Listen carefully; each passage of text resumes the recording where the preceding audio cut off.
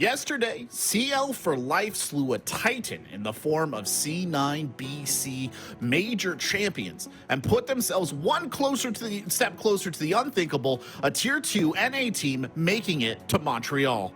Standing in their way now is a Wildcard team that has done everything this stage to live up to their name. Who will fate deal a bad hand? Who will come up aces? It's all in here for this match. Let's find out together. I'm Corbeck, alongside me, Laxing, Foxay. Guys, this is one that I am genuinely really looking forward to seeing after an absolute amazing show that we had last night from CL4L. Yeah, I'm really excited. I think it's going to be a lot closer of a match too. I think both teams have a lot to offer, and there's a lot to unexpect for CL4L. I mean, they're obviously the underdog, the dark horse, and Wildcard. They've been playing amazingly well. Yeah. They've really felt like a whole new team, kind of like OXG. Both two teams have come alive, and obviously, at the end of the day, it's always going to be wildcard games to lose. So we'll have to see what CL4L can just, can they upset another Pro League team? And when you look at that current matchup stats results of both their performance throughout their stage and throughout the qualifiers, I mean, CL4L have played a lot of games. So it leaves a question, do they still have gas in the tank to be able to not only make it through wildcard, but then push it all the way to Oxygen and go into Montreal? But realistically, based off their performance and what they had against C9BC, I definitely can see that happening.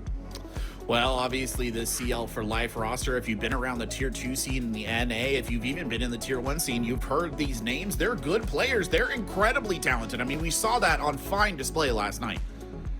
Yeah, and if you would have told me that they beat the major champs and they were a CL team at the start of the stage, I would have thought you were lying to me. I mean, this was just such an amazing task that they were challenged with. And obviously, CL4L, the thing with them is they wanted to go into the game gunfighting, right? And that's what we saw, a big brawl until we got to the final map that CL4L was able to win. And it was just beautifully strategical sound. The retakes, everything that they were doing was just phenomenal. And they had to do that because they were losing the opening kills. And I think Packer, even in the interview, was talking about how they have won because look at this opening kills to death. These guys lost the opening kill 27 times and still managed to beat C9BC. And I'll tell you why they were able to do that. It was just by amazing fundamentals on retaking, identifying how they were going to win the game a man down. And it was all the retakes, especially on their defense, constantly retaking, denying, and it was just denying so many plans. And this is a round that we have, the last round against CL4L. Beautiful retake. They get they get stock room control in a 3v5 and bring it down to a 3v4. And now the whole team from CL4L is here. They know that if they lose, it happens. But their best chance at winning is all by playing around each other. C9BC only send 2 people to go deal with the retake. And unfortunately, CL4L just had more people there. They weren't respected in that position by C9BC. C9BC, the other 2 members were stuck in CEO. They couldn't do anything. And that retake, the teamwork from CL4L is something that you only see from Pro League teams. And that was so beautiful to acknowledge, identify what the win condition was. And they did it. And I didn't know yesterday, but apparently Bodega is coaching these guys. So that would explain why their retakes were so good. Well, there you go. And of course, they're going to face a mighty challenge here tonight in the form of Wildcard, a team that has been, genuinely passionate. We saw them come out swinging in the playoffs. They also beat C9BC. These guys are in it to win it. They are on a heater right now. Wildcard is getting better and better. I mean, since the end of the stage, Wildcard has continued to not only find wins and improve across the board, but from their team play and problem solving. And I have a few rounds that kind of demonstrate, the problem solving that we were seeing, especially into that first map. It went to show. I mean, this team as a whole, they obviously have had tons of problems. But again, in the clips that I have to demonstrate what we will see, it's an immediate transition of how their performance has been as a whole. Again, this is throughout their entire stage. So far, well, not throughout their entire stage, throughout their super week and then going into playoffs and then into their LCQ. This team is improving in every single margin. And again, now they find themselves performing their best game so far, their best performance against that Los. Then again, if this goes into the clips that I want to demonstrate of where we were seeing this team play happen. So again, with one thing that we definitely noticed throughout this game was their defensive half. They weren't doing a good job at securing and playing well together. They were getting overzealous. They were giving away some rounds. This was a round that is being demonstrated where Bay could have easily got out in this situation, but he stays up top. They have the man advantage here. He didn't have to play this any more than what he needed to. They could have just doubled off of it. Didn't really matter. They end up closing out. But this is yet another round, round 9, where Kansan gets overzealous. He wants to go for this opening pick. They have the round count, so it doesn't really matter. They lose a pick there. Then we further into this round, and Bay, all by himself. They're already in a man disadvantage. No one can help him here. And instead, what does he do? He takes the fight. He ends up losing it. They then immediately lose that round. Now, this is where they pivot. This is where they understand going into this map that they need to be playing together and they need to be playing crossfires. And this is exactly what they do. They have the crossfire on this garage hallway where Spiker, I mean, notably is just taking every single gunfight, winning them, forces a team kill, but they do have the crossfires for this. And then going into round 7, they stall out. They don't make any moves here. They wait for Los to make the mistake. They don't get anyone in a position of needing to possibly go for a trade. They just wait for Los, and they play it beautifully here, because if any of these guys try to swing either one of these players here, there is someone immediately there to cover one another. And then the last round, well, round 7, I should say, not last round, they go for this animus rush, quickly identifying that there's only a few players on site. They see the open site for free outside of that one player. They take it together. They collapse on that Los. And again, this was the teamwork that wasn't being super implemented in that first map of Cafe that we then immediately saw into that transition of that Labs map. And it goes to show that this team is quickly being able to identify where they went wrong from the first map and then transitioning into the second map. Now it's an important factor that they continue that, but also have that hot streak starting in the early game and in the first game, and then carrying that all the way throughout the rest of the series. Yeah, and even some of those jump outs or those over aggressive kills that weren't working out for them, even though it didn't work out, that is such a new wild card to this stage that we've been able to see, because as we've known, they were always very slow, very passive. And now they're a team, when they see an opening, they flip the site on a dime. They're able to capitalize on it, execute on it. And I think it's built on their confidence. And this is the first time where they finally have that momentum behind them that's pushing them. Yeah. And it looks like a brand new team, just like OXG that we saw in the earlier matchup. So very scary opponent to go up against. Well, I think you guys have done a great job here setting the perspective from us on the desk. Let's hear from the players, though. We've got Bosco and Packer to talk about this upcoming LCQ match. Hey, I'm Bosco. We just won our first LCQ match against Los. Hello, I'm Packer. We just beat Beast Coast 2-1. The first map was bad. We were mad at each other and after the game. Not really mad, but we were just more disappointed in ourselves, how we played. We just have to wake up. These guys are just normal players at the end of the day. They wouldn't be in this position if they were nasty. Not even a close game, barn burner game. Fucking Adam clutched up at the end with the ace. So, God bless him. Played against them, and yeah, it was a great game. I mean, we kind of knew what they were doing, so as you can see, we had exposed their gaps pretty easily. Yeah, I mean, I think today was really good. We played really well. Game pretty much went according to plan for us. We had really good prep done by our coach and analyst, Meepy and Justin. The way that a lot of people attack Cafe, it's just a lot of power ups, and it can just get very hectic. And the game ended up being a little bit closer than we would have liked, but everything was executed pretty well. Yeah, it was good. It was a good day for us. Everyone knows we're a T1 team at the end of the day. It's not like we're just getting underestimated, right? They know they can't underestimate us, they'll just lose. We have to keep adapting and make sure that we're going to keep continuing and improve to make the major. Tomorrow we had to come in early first map, ready to hit our shots. We were just struggling early map 1, so we just can't let that shit happen. I feel like everyone did their job. Everyone made plays. We're getting good kills. We had some guys come up with some good ideas and good comms for things. Yeah, I'm proud of all the guys. I mean, I think based on improvement for them, I think he's been very good for them. I think they're a good team. At the end of the day, I think if we just played our game like we did today, we can win. I mean, we have to be better on the entry. If you looked at our entry stats, it was terrible. We were -18 in a BO3. I don't know how we won. But we'll be a lot better for tomorrow. I mean, they're a good team. We understand what they do. So tomorrow should be a good game. So CL4L, I think they're a very good team. I think they could probably compete in T1, no problem. They've proven that they can hang in tournaments, and they're beating all the rest of the T2 teams pretty consistently. So we've had a lot of history with them, a lot of matchups that have been really close. I don't believe that they think we're very good.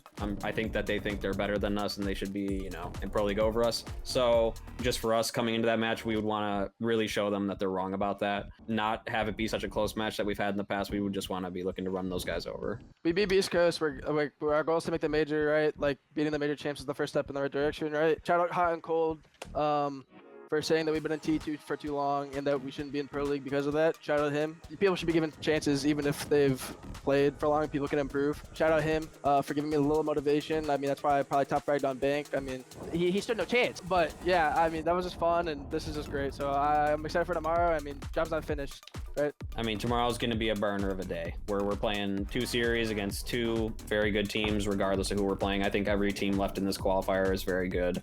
It's always about the next round, always about just doing the best we can and executing the best we can on our game plan. And yeah, just fighting through these teams and hopefully coming out with the victory at the end of it all. You know, here's the thing. Obviously, I love the energy that's coming off of Packer right there. There's a lot of confidence. I appreciate it. You know, they deserve it for beating B9 or C9 BC. But Bosco just seems far more pragmatic about this matchup, which really actually makes me worry about CL for life. And if there's one thing we've learned, hubris is an absolute killer here in the LCQs. Yeah, I kind of like that abbreviation B9, like instead of C9 East Coast. But yeah, I mean, I think the biggest thing to point out for me is that Bosco mentioned that no matter what, they're going to be playing 2 best-of-3s, and they're already looking forward to the finals game. That, to me, I guess could be a double-edged sword, because it could be, yes, you are confident, you are, you know, expecting to get the win, and everyone's going to expect that win, but there could be an element of underestimating CL4 Life, which we saw C9 BC do it, and that's like, look what happened, right? So if you underestimate the underdog team, you know, it just doesn't put you in a confident position. You know, you got to make sure that you're taking it one game at a time. CL4 Life could absolutely upset here again today. Yeah, I mean, you know, already thinking ahead, that's great, like you were saying, but also can be double-edged sword, and especially for CL for Life. They have a lot of reps, and like you were talking about yesterday, they have a very extensive map pool where Wildcard just absolutely doesn't. But, I mean, both these maps, I mean, it's no surprise for me. I mean, this is a solid map for CL for Life, and then a very good map for Wildcard for going into Skyscraper. But again, CL4 Life is an unknown entity. You don't know exactly what this team does, where you have tons of odds on Wildcard and how they play and the things that they do. And again, they haven't showed their full deck of cards just yet going against Wildcard. So I do expect Wildcard to be on top of their game, being able to understand what CL4 Life is trying to do or what they're trying to muster out through some of these rounds. But ultimately, it's really going to come down to this first map of these gunfights and just being able to get inside of the map. And from what we've seen from CL4 Life side of thing, they are not scared to take that fight to you and fight for certain map control just based off what we've seen from their performance so far. Right. CL4 Life wanted to go to brawl-heavy maps, and I think that's what we got here. Obviously, close quarters maps that force you to get into gunfights, and I think they do have the edge on that factor. Obviously, Wildcard, the more strategical team, has the edge on that side of things. But in my opinion, I feel like both teams are getting a good map. Yeah. In game 1, we had the bold prediction that if M80 did not win Clubhouse, OHG takes it 2-0. I'm confident in saying that if CL4 Life does not win the first map, Wildcard will take it in 2-0, because I don't think Labs is a map that CL4 Life is well versed on. If it comes to the strategical game, Wildcard will win in the full best of 3. So CL4 Life's best chance, in my opinion, is taking it these first 2, and if they don't, then I see Wildcard taking it home. Yeah, I absolutely. Oh, my fault. Go back. No, go ahead, Laxing. They'd rather hear from you. Go for it, mate. I was going to say, no, I absolutely agree with that. But the bigger question here is obviously if Wildcard can fight off, you know, these players like Adam, Giddy, Packer, any of these players that are going to be getting in your face. Because what we saw in that C9 Beast Coast game was they were getting very aggressive. They were taking those gunfights. They weren't scared to be down a man advantage, where some of the pro teams do collapse a little bit when they do lose that man advantage, where CL4 Life hasn't had that issue so far. As clearly you saw in their entry ratio. So it's a very scary thing when you have a CL team that is playing very aggressive, not scared to take these gunfights, not scared to lose bodies, and still win these rounds. So again, Wildcard really needs to be coming out here strong on this half. Well, it's a fast and furious set of maps here for what promises to be a fast and furious best of 3. Let me turn it over to a casting duo that I've actually been really looking forward to see. Here's Jonah and Intero. Well, you'll only get to see us for a very short while as we're on your screen, but you will get to hear us for at least 2 hours, give or take. It really depends on two things, Jonah. Does that same CL4L team that we saw yesterday show up today and give Wildcard a run for their money just as they did with Cloud9 Beast Coast? Or does Wildcard show up as we have seen their potential, and this is a quick 2-0. It is nice to see the old US Division star logo on the left side of your screen. If you don't know who the adversaries are against Wildcard, they're CL4L. They've been on this bit of a Cinderella run so far. But Wildcard, steady as she goes, and right now, Jonah, public seems to think Wildcard will take it. And that's not too surprising from the public, and I think safe to say that even the professionals think the same thing. Laxing and Foxe predicting that Wildcard have the edge here.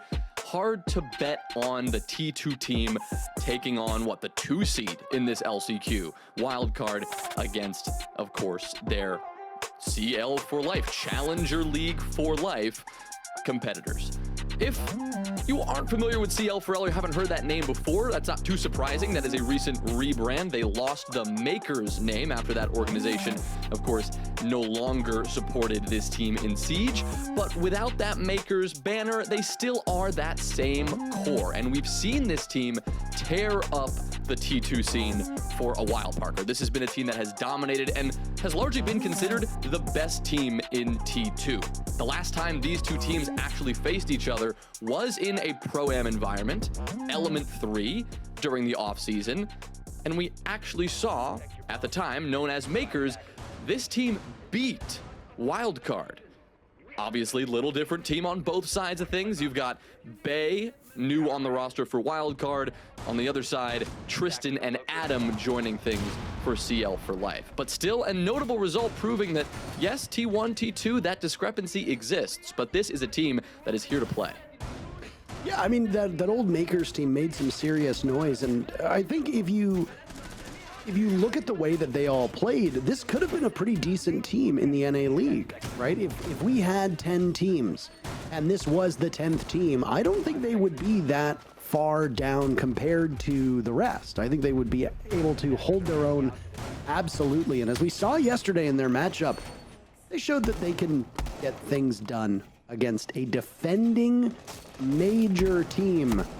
Oh my, how fascinating that is. We'll start on Border. Then we will move over to Skyscraper and Labs, which was a map that was needed for the previous series. Will only be there if it's a decider. We started the day with Clubhouse and Border not seeing any plays in the LCQ. Obviously, that's changed for Border. Chalet will not be played unless we see it in the OXG versus matchup. The winner of this series will go up against Oxygen, who just demolished M80 7-5, 7-2. And M80's chances of making Montreal are gone. Just about a minute into this action, and right now, Wildcard have spread out all over this top floor as we come to expect. The first hurdle will be tackling top floor and carrying on to the bomb site. Doing that through staff and break area. There are very few maps in Siege at this point that we would say are attacker-sided, that don't favor the defense somewhat or substantially. This map is one of them, and so it's good to see that map played here. And, you know, I think this is a great place for CL for Life to take Wildcard, a great chance for them to start things out on the attacking side and try to set the tone here, show that they are here to play. Again, attacking is certainly not going to be easy, but the numbers sit at about 52% favoring the attacking side. So even though 90 seconds have passed and we haven't seen a kill just yet, you see the information that CL for Life are able to maintain here. Adam, well, he'll be looking to make the first move, and well, on all maps, we talk about that opening kill, how important that is. Border especially, given how explosive this can be. The information still remains on to Bay. You've got Adam and Packer working in from this east side of the map to see if they can pinch him out. You get the first pick. Giddy eliminating Bosco. Bosco's had a rough go of it so far this stage. Bay, who hasn't. Bay's been the best player on Wildcard in match after match. He's as good as gone. Now it's Spiker to die at the hands of Adam. And it's CL4L winning their very first set of engagements. Yeah, they've lost Packer, but the adversaries that they've taken down in the process are more than worth it. Kansan and Spiff is the last two for Wildcard. Both have had just absolutely tremendous runs on previous teams. Whether they can replicate it in this particular round, remains to be seen. It's all up to Kansan, as Spiff had just died moments before, and Kansan will give his position away. You know, he's top metal. Some of the soft destruction that will happen now from over towards Fountain as Adam walks in with diffuser in hand, looking for the plant. Kansan searching for something. He catches Tristan on the exit and also onto Adam, looking for another over towards the window. Bino and Giddy are the last two remaining. Kansan will drop. He's vacated this position. He sees Giddy. He loses the duel. Wildcard losing the round. And CL4L starts off strong. Great place to begin, especially with Adam at the helm. We've talked a lot about Adam because of his performance lights out on the second map, proving to be the key factor in getting CL4L to the third map in that quarterfinal round, the opening round of that LCQ. If you didn't catch that game yesterday, it ended with an ace. All 5 kills going to Adam, and he ended up with a tally of 16 and 9. He ended up -2 on the entry overall. It wasn't necessarily the entry where he thrived. It was those mid-round kills and his ability to make the difference in the match as a whole. He had 3 multi-kill rounds, 2 triple kills, and then the ace that I mentioned. He's going to be that X factor that CL4L are going to have to rely on here if they want to win a map that, well, a matchup that they're not necessarily favored in. We also saw some great play from Packer, and I think last night I didn't do Packer justice, really emphasizing how good not only he was last night, but has been over the course of his T2 career, especially recently. He ended up with top fragging on that last map, but doing incredibly well throughout on both Lair and Labs. He ended up 5 and 6, but the rest of his team was in a similar position on that first map, bounced back incredibly well. Map 2. 10 and 13, second only to Adam, the player I just mentioned. So this is a team with a lot of talent. Obviously, we say that now after having beaten C9 BC, major champions. It's easy to recognize that, but they aren't in T1, right? They haven't had a chance to prove that opportunity, prove their prowess, Parker, on the big stage in quite a while. So glad to see them start out this round, start out this map with a win. I wanted to make references, as I'm sure other people have before, on all the broadcasts that Packer's been involved with. He's a former member of Wildcard, but back in the old Wildcard days before the rebrand, and just as a small aside, I'm a big fan of this rebrand. It seems like a lot of times the changes that esports orgs make when they rebrand are not very good. I don't know why. Maybe it's designed by committee, etc., but I'm really enjoying the OXG rebrand that they went on, the most recent one. I like the Wildcard rebrand, and I like the M80 one as of late, too. He's going to be guiding those Rotero drones in to clear out this utility. And we'll find that there's still a Surya gate right in front of him. Good thing there's 5 canisters for Bino to throw his bees out and stop them. He'll find Bay in this position, a very similar spot that Bay died in before. He was on that triple panel wall. And for some reason, Bino will not use one of those B canisters. He'll just charge right through. Adam also eliminating Bosco. These are the same 2 players to die yet again early in the round, Jonah. Yeah, not what Wildcard are looking to do on a map that depends on your ability to maintain that defensive control, typically pretty deep into the round. Not the way you want to begin, certainly not the way that they wanted to set the tone. We talked about CL4L doing that, but Wildcard not exactly going toe-to-toe with the entry power that CL4L are clearly bringing. Spiff, he doesn't want anything to do with that, so he'll drop away, and that is the smart decision at this point. But that means that top floor control has been pretty much relinquished. In fact, first floor control now starting to crumble for Wildcard as well. Packer works his way in. He takes care of Spiker. It's just Spiff and Kansan left, and CL4L, they're just blitzing their way into the site. Packer claims the kill onto Spiff. Kansan, the last man standing, but he's got no chance. Tristan cleans him up, and CL4L off to another hot start. Yeah, I mean, this might be a little bit alarming for these boys on Wildcard, losing the first 2 rounds on border, and not just losing them, but not really showing a lot of confidence. That first round was a little bit close because of Kansan's heroics as he exited the round, but beyond that, there really wasn't a lot of good there for Wildcard on either of those rounds. And this is a team that has certainly more potential than they're showing off. With it being CL4L's map, you got to imagine that they are comfortable here, but Wildcard are the more tenured team, more experienced. Adam and Packer have competed at the top before. They've been here, but you can't hold a candle to this Wildcard team. I mean, even a player like Spiff, for example, who doesn't have a wealth of experience on the side of Wildcard in comparison to the other players on the team like Kansan and Bosco, Spiff probably has more experience than everybody on that team combined, unless your name is Adam. We used to go by Traw, for people who are curious, by the way. We played on that old Aerial Arise team. So, experience only gets you so far. Wildcard have a task that is seemingly more difficult at this present moment than it was 2 rounds ago, which is keep even footing with CL4L, because so far through these 2 rounds, even footing is really all you can hope for. I don't think this Wildcard team, with the way that they are currently playing, will be able to steal some of these rounds away. They will need to make some changes.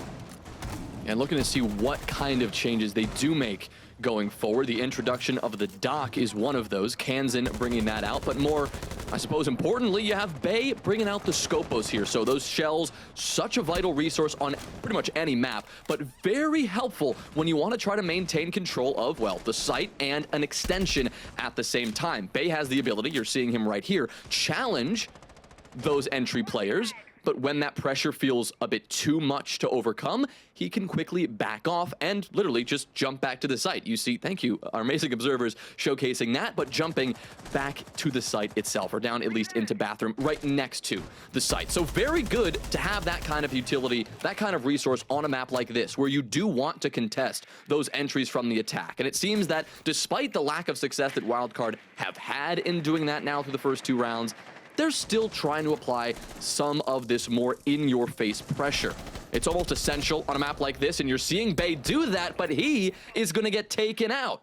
So because he ends up dying while active on that shell, he doesn't get a second life. He is dead for good in this round, so I guess so much for retreating and playing safe. I mean, this is also the 3rd time that Bay has died in about the same part of the map, and if you're going to try to hold east and you're going to attempt to slow down your opponents, you need some form of utility there to help you.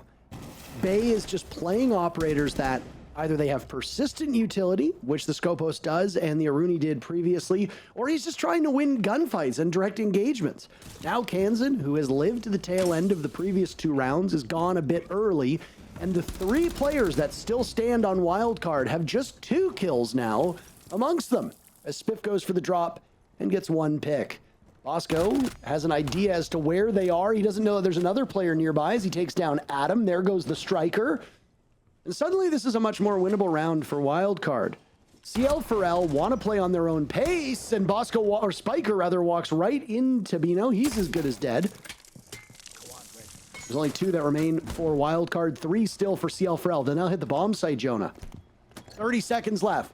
Hacker getting diffuser down. Bosco and Spiff attempting to get back to the bomb site. Bosco is boxed out at this point, and the diffuser will be successful. Spiff now taking some damage as he works his way back towards the front of the map. Slaughtered on the stairs. Bosco, last one standing. Spiff did get 1 exit kill, but the trade will not be good enough. Numbers doubled up for CL4L, and they will go 3 for 3. Perfect rotation on attack. Spiker with a shake of his head, and you know things are not good right there in Wildcard land. Yeah, Wildcard land, they're kind of sitting there going, what can we fix? What did we do wrong there? One thing, at least the thing we've noticed most salient, Parker, those opening engagements, and Bay dying first in those first 2 rounds. Bosco, he died first in the first round, but Bay was not very much longer for the world either. It has been good, consistent entry for CL for life. In fact, it feels like they've improved round by round in terms of that entry. The first round, we didn't see that opening kill. We didn't see CL for life act on that information until about 2 minutes into the round. But now back-to-back rounds where they've stepped up and gotten that kill before even the halfway point. So doing a lot better at getting comfortable understanding what Wildcard are bringing to the table, but now we have to see what Wildcard are going to do to counter that. You see them take the tack time out here, so this is their moment to talk things over and potentially regroup. You said they were shaking their heads, disappointed, and understandably. They are the team coming from the close league, the 2 seed, and now the highest remaining seed now that M80's been eliminated. This is their match that they should win, but I suppose it's their match to lose. They're the ones with all the pressure right now, and it is the underdog story that, well, remains quite alive for CL for life at the moment. I mean, Wildcard made some adaptations from rounds 1, 2, and 3. Round one, they carved up some of that soft wall and wanted a more active defensive hold on that side of Office. Watching top east, waiting for an engagement, and they brought utility with them to deal with that. They lost their 2 engagements. Bosco died early. Bay swung. He lost his duel. Next thing you know, there goes the round effectively. Next time, Bay is far more forward than Bosco is. He takes a direct engagement on top east. He's got the Surya Gate there to hopefully slow them down. And he loses his duel yet again. Bosco tries to rotate out of that position. He dies. Third round. Bay is now there alone. Bosco is playing far safer inside of Archives upstairs. But Bay still takes a direct engagement, knowing that there's at least one player from CL4L coming in that direction, and Bay loses a dry gunfight for the 3rd round in a row. Yes, you can play a bit more sheltered. You can play a bit more passive. You can bring an operator like Legion. You can bring an operator like a Mozzie or a Mute or somebody that will slow down information from top east. But that's not how Wildcard is approaching it. They want to knock CL4L off their stride with direct engagements. And when it comes to 1v1 duels, it's the guns on the side of CL4L that are just simply hitting better. The best duels that we saw from Wildcard came from Kansan all the way in round number 1. It just seems like Wildcard don't have any idea where their opponents are coming from, and it's causing great issues. Spiff. At least changing that here. He'll get the kill onto Tristan. First time we've seen Wildcard claim the opener. They'll claim 2, as Kansan will take care of Packer there. So shutting down at least the incredible performance that Packer is having so far. But talk about the loss that's going to be for CL4L. That's the blitz now gone. What was going to be the forefront of this attack in combination with Adam going for a bit of a move into Archive, something they will no longer be able to do. Now the pressure from Giddy, what he's able to do down below is going to be even more important, is if he's able to maybe find this kill. But Spiff is aware of this. Wildcard know what's going on. Now you're seeing a team that has successfully made a major shift in the right direction because of those 2 opening kills. Not just 1, but 2 is very significant here. That's going to slow down CL4L, what they're able to do for the rest of this round. Bino, maybe he could get lucky here and get into 2 nice engagements, but close to his left, he doesn't know what the danger is alongside him. Spiker, that's 3 gunfights in a row that Wildcard are going to win. I mean, you don't want to be a Glaz in a 1vx situation. You're usually good enough for a single kill and then you're traded out. You've got the element of surprise early in the round, but it was squandered by CL4L. Now it's Giddy and Adam as the last 2 standing against a full Wildcard team, a full deck. Though, admittedly, Spiff and Spiker are on low HP. They're still able to hold on to those weapons, and Spiff is the element of surprise. Just as a Glaz does on attack, a defender tucked into a rat corner can do some serious damage. Adam doesn't expect to play on half wall. Spiker is there, and a flawless round for Wildcard could be theirs, as long as they can find Giddy. They'll test his reflexes. Just as time continues to burn down, he walks right in, and the crossfire does him in. Kansan credited with the final kill. You can see the joy spread across his face, and Wildcard are finally on the board. Good shift there. Great improvement, of course, to get those opening kills. Why was that allowed to happen? Well, a couple of things were at play there early in the round that changed it. Safe to say that CL4L may not have been expecting that same aggressiveness from Wildcard to continue on the defense, and maybe that caught them off guard a little bit. But one major change was that was the first time we really saw the round kick off on the west side of the map instead of the east. Instead of those first gunfights happening top east stairs, and that's where those entry engagements occurred, it was in CCTV. A very important position to maintain. A very important position for attackers to clear, especially when you want to get that armory wall open and get an execute going from that side. It seemed that the Wildcard hold rock solid over on the west side. In offices, in top east stairs, maybe that's where the issues lie. I think they're happy, more than happy, that CL4L ended up challenging on that side of the map initially. Maybe CL4L, we're just trying to change it up, give a different look to Wildcard after that timeout, which is, I think, the right decision to make. But at the end of the day, it just did not pay off there. So unable to get the Blitz Glaz strat into Archive going, had to pivot, and in at 3v5. Just could not recover. So Wildcard get on the board here, and we talk about this map being attacker-sided. So that means if Wildcard can get out of here with 2-3 rounds, that is exactly what they're looking to do at the end of the day, so they don't have to stress the current deficit too much if they can continue to bring this back. The Pulse of Spiker is going to be the operator that I am most keen to see the deployment of, because early on it looked like the Pulse would be by that front door, by Vents and Workshop portion of this map, but now we'll go to a very familiar spot. So this is exactly where I figured they would turn.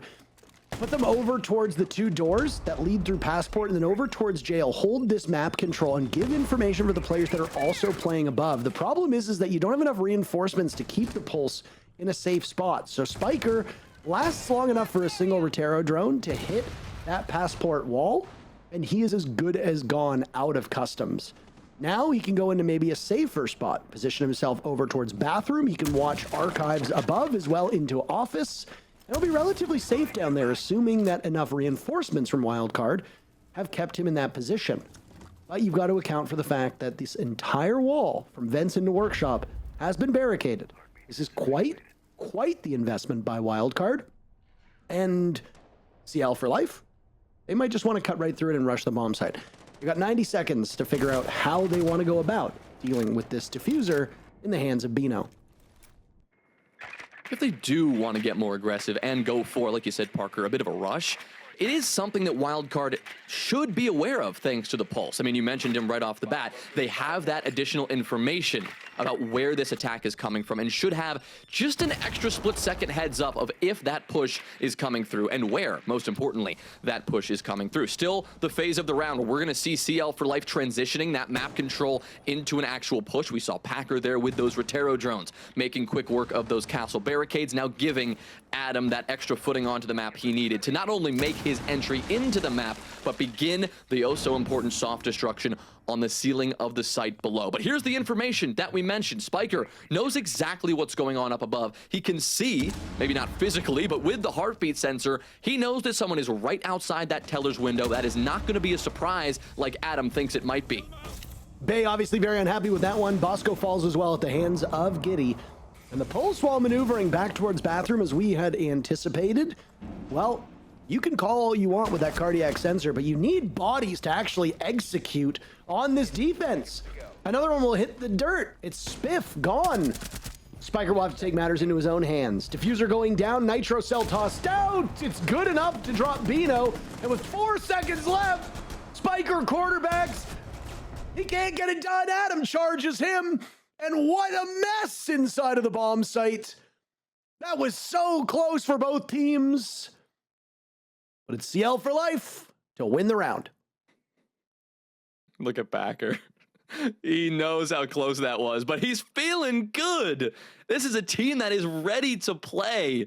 I mean, we heard it in the pregame interview. Packer is hungry. He's got that chip on his shoulder. He knows that there are some people in the Siege community, specifically in T1, who doubt that they should be in this position, that doubt their ability to perform well. But you're seeing this team perform out of their minds right now. They're doing exactly what they need to do to put Wildcard into a corner, to really put the pressure on the team that is the favorite to win this match. I mean, you see the chaotic finish here again, the diffuser down, so Adam has to find that kill with like, what, a half a second left on the clock. Really could have gone either way in the end, but the man advantage, that effort that CL4L had been putting into just storming the objective, eventually it paid off. And yes, it was close, but that gets them to the 4-1 split they were after. Wildcard not able to stop the onslaught there. Once again, a return to quote-unquote normalcy on border, where CL4L, like they were doing in the first 3 rounds, did such a good job at establishing the early pressure and getting those first few kills. So final defensive attempt now for Wildcard, their last chance to try to tidy up the entry.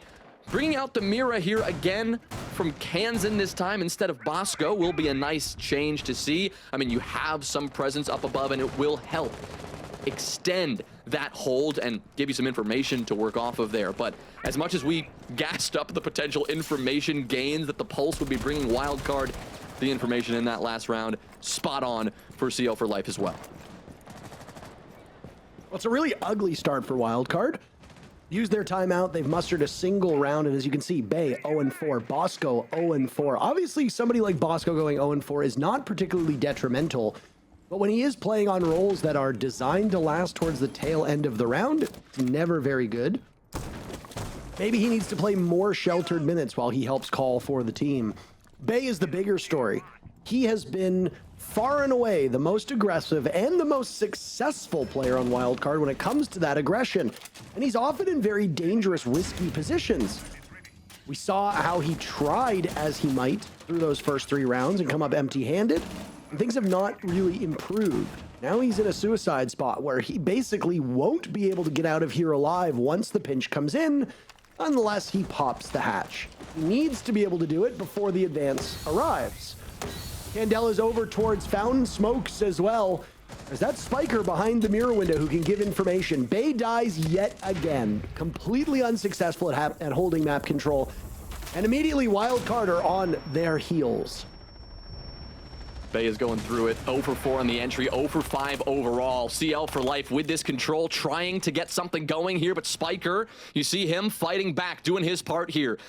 Right behind Kansan in terms of the kills on this wildcard team, but it'll have to be him and Bosco who combine for this clutch. You've got Bino, Packer, and Tristan. 3 remaining players for CL for life now repositioning, and instead of forcing control of this top floor, rotating around, and they're gonna go for a direct site execute. Right now, Bosco is the only one directly standing in their way. Spiker will have to get a bit closer to the site. Bosco might be even looking to peek this window and get a bit more aggressive, knowing that it's going to take quite a move to get this back to even for Wildcard. But some advance up the hallway for Packer, taking too much space. Little greedy there, and now it's a 2v2. Very winnable for both teams. Oh, Spiker almost missing his golden opportunity, losing a lot of HP. Tristan tackles him, and now it's Bosco looking for more than a single kill. He broke the goose egg this round. You know, with Diffuser down, Bosco exploits that weakness, gets the kill, and immediately heads out. Now it's Tristan to try to get there in time. He's not going to be able to do it. Bosco playing keep away, and Wildcard salvage the round. 2 for them in the first half. It's not what they want, but if a 4-2 half is standard, then Wildcard have unfortunately been on the wrong side of those numbers, given that they are defenders. How will things shake out now that the side swaps come in? Will CL4L continue running away with this matchup? That was the first round where it really felt like we saw a concrete mistake made by CL for life. Of course, we've talked about Wildcard missing some steps there, but here, in the advantage, CL for life seemed like they overcomplicated things a little bit. 3 of them, in that 3v2, all pushed from 3 different spots. It was like they hadn't decided if they wanted to just go quick and try to get events plant down, or if they still wanted to maybe push deeper into the site, play for the kills. We saw Packer do this, for example. Instead of maintaining that position on the double door in the entryway of that map, he decided to, well, push into the hallway, try to take the control all the way up to the bottom of those main stairs. That got him killed. Up above, right, we saw Tristan trying to make things happen on the Nomad, stayed up there maybe a little too long, and when it came down to it, well, the diffuser got dropped in the site thanks to Bosco's clutch. He had to drop down, and he was simply out of time. So little disjointed there in the end for CL for life, but really the first time we've seen that kind of mistake from them here on this map. Luckily for them, they don't have to worry about attacking anymore. They go on to the defense now, so that kind of mistake should not happen again. They do hold the lead, like you said, Packer? Like you said, Parker. So I mean, it is fine. I've been CL called Packer for before, life. if it makes you feel any better. So it is CL for life, who do have this control and yes, do have the ability, regardless of if it is Packer or Parker loading into the lobby right now, they will have the ability to maintain this lead if they can. I mean, I don't see the fortunes of Wildcard turning around until Bay spawns in. I think it's really that simple. He keeps taking early engagements, and he's ill-prepared to do that, and he loses it against a team that obviously I think is being slept on a bit for their gunplay. You've seen Adam pull off excellent plays at a tier 1 level. You've seen Packer do well too. It's not like you're going up against a bunch of also-rans. These are players that have competed near the top level, if not outright at the top level, and they've shown time and time again that they can definitely compete with the big dogs. Wildcard isn't the biggest dog in North America, and Bay is the first to die yet again.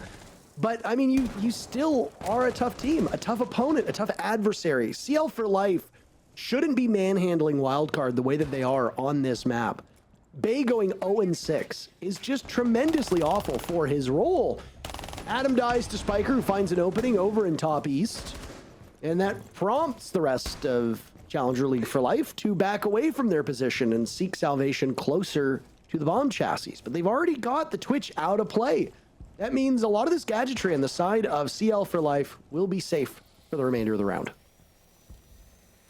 Spiff, though, trying to maybe force the issue here, keeping an eye on 9D.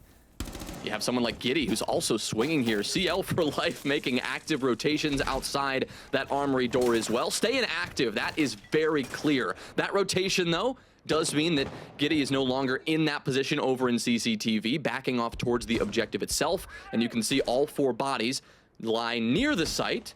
2 of them, though, or 1 of them now, Packer lies down below.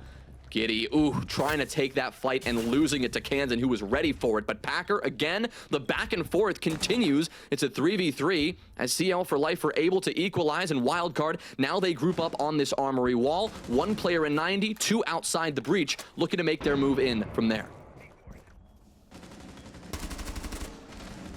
No Dokkaebi calls, no oppression really from the attackers at this point. No utility as well, completely starved of it. They are just losing body after body after body. Spiff eats a Capkin trap as he walks right into office, and he does not get past Bino. Nothing can seemingly stop down this CL4L team. Cloud9 Beast Coast gave them a good run for their money yesterday, but the result was quite shocking. And this was also a very different team that spawned in than what we're seeing today. Respectfully, Cloud9 Beast Coast won layer 7-2. I think the mood was, okay, C9BC is going to win this easily. They're going to move on. They're going to play the winner of Wildcard Los. But then we get an incredibly long match on Labs that go all 15 rounds with a couple issues, tech issues, some small problems that prolonged the length of the game. And while completely bottling their entries, they were still good through the mid-round. And then Challenger League for Life won that map 8-7, which gave us a third and final map as the tiebreaker, where it was a 7-5 victory. These are not dominant wins for Challenger League for Life at all. They had to struggle for both maps 2 and 3 with the reverse sweep. Now, today, they're dominating Wildcard. There's really no nice way of putting this. Wildcard look so dreadfully bad. They're losing engagement, they're mismanaging utility, they're getting walked all over. And there's a lot that the analysts are going to have to talk about in this matchup, irrespective of how much longer it goes. It could go into overtime, and there's going to be even more to discuss. But right now, the deficiencies on the side of Wildcard are too numerous to mention. And they're running out of ground very quickly, very, very quickly. This match is, you could make a very credible argument that this match might have slipped away from them after that 3rd round. Bay has had absolutely 0 impact on this matchup. Spiff has had very limited impact. Kansan, though having an impressive 9 kills, a lot of those are impactless exit kills that are not actually changing the round at all. This is not a good look for Wildcard one bit. It's one of the worst showings we've seen out of this team in the past month and a half. And we have to talk about Bay. We have to continue to mention this because 0-6 at this point is alarming, especially given the performance he had yesterday and the operators we've seen him playing here. Spiff trying to immediately end that conversation. We'll step up quick, but Bino is ready to shut them both down. Giddy's got himself a kill as well. Bino's got 3. Kansan, the only one left, and this has completely fallen apart. The Ash alone in a 1 versus 4, getting lit up from just about everywhere. Adam letting him up from the east stairs. Packer finishes it off with the shotgun at close range. 6-2 on border right now. Utter dominance across the board. I feel at this point, this is just a GG go next. Spend the time between the maps to discuss what's going on and try to get yourselves in this game. Strategy clearly didn't work when you were on defense. Your entry on attack is not working either. Your 2 main spears, 2 of the 3 main spears, I should say, have just not shown up at all. Spiff was a training dummy there. So was Bay. Bay could very easily drop 0 kills in this entire match. He's 0-7 at the moment. I feel like almost every time I cast Bay, he's breaking double digits. And yet, he's had 0 impact whatsoever. You're now going to put him on a more utility-heavy operator in Lion, providing that holds. No more drone work, no more poor guns. at least he can press his gadget button and have some real impact here. And Parker, I'll jump in on Babe again because they again walked in and died before I could finish my point last time. Yeah. But their game yesterday against Los, right? Dominance. Bay was a huge part of that. He was not the top frag, but just about on most maps that they played. At the end of the game, 17 and 14 overall in the series. Just 1 kill behind Spiker, who was leading the way with 18. On the second map, where they won 7-1 against Los, he was the top frag. 9 and 4, playing those more aggressive roles. On the defensive half, he was playing, right? We saw him on the Scopos, we saw him on the Oryx, the Aruni, the Blitz. We saw him, rather the Bandit, we saw him on operators that are meant to get some kills and have some impact. And as you see, 0-7 not having that impact whatsoever. So we'd like to end this talking point because Bay, well, you're supposed to get some kills here and he's supposed to be able to contribute, but the fact of the matter is this is so significant and is a big part of the reason why Wildcard just don't seem to have loaded in these past few rounds. It's something they're gonna have to solve, well, now. They no longer have that cushion, but as you said, Parker, it may just be GG, go next. Look to your own map pick to try to bring this back. Of course, Skyscraper, a very different experience to Border, almost polar opposite in the way that they play. The most defensive-sided map versus an attacker-sided map. So you're looking at a very big chance to change this. Oh, but not if Adam has anything to say about it. Look who's dead first. It's Bay. Yeah, I mean, that's not necessarily Bay's fault on that particular engagement. He's looking in a different direction. You're not expecting the burst out of that window, but again, maybe it's drone work that's causing some serious issues here from Wildcard. There's no denial on the side of CL4L, so it's not like you have to deal with a Mute or even rarer a Mozzie. Should be able to use those drones, of which Wildcard apparently still has 7 of, to gain information, and there's nobody watching a flank drone that early on, I guess, in the round. But now you've lost your Twitch. I suspected that the Lion was maybe the operator that would go with, but no, Bay is just going to keep rocking with those drone ops. If this goes the way we think it might go, this will be Bay dropping 0 kills in a tier 1 competition. Border is hell in a cell. Skyscraper is chaotic, but it is at least still structured, and there's usually a lot less direct engagements this early on, like what we see in Border. It'll be a very different map, no matter what happens in this round. I like what we've seen from Tristan as well so far. Packer as well. There's his 9th kill, now leading the charge for CL4L. Taking care of Bosco there, who also has just not been making the contributions that very clearly Wildcard need right now. Kansan, Spiff, and Spiker. Kansan well ahead of the rest of his team with 11 kills. That is matching the total that the rest of his team has combined. Spiff, now he, of course, changes that, getting his 4th, now bringing the total of the non-Kansan players to 12. Bino feeling a little heat here and taking some damage from above. There's Spiker. Packer on the drop, though, will secure his double kill, and now will go for the defuse. The coverage there, we see Tristan, perfect. Swing in the corner and finishing the job on Border. CL4L, they clean house and start off this series with a win.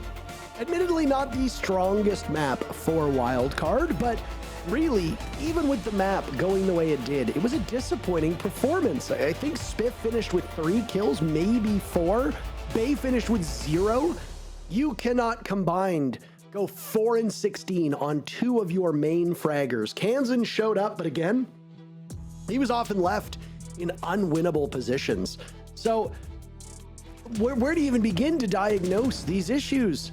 You've got at least one more map to get the job done, and it is your map, so that bodes well. Can Wildcard turn it around, or is it CL4L winning 2-0? We'll find out in a couple minutes.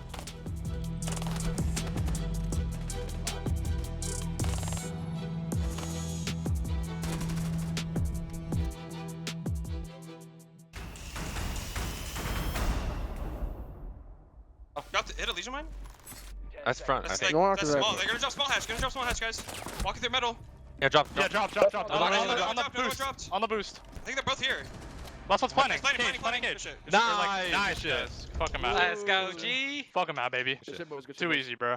I mean, these guys are fucking horrible. Holy shit. Yeah.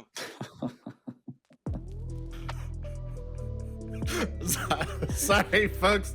They talk trash real well, and then Laxing starts laughing, so I start laughing. I mean, oh, that's brutal. Look, here's the thing about wildcards. They're not always beneficial, and I think we saw a pretty poor performance from wildcard there. CL for life, man. They're a bunch of trash talkers. They're a bunch of killers. I'm scared of them, and I'm not even playing in the lobby.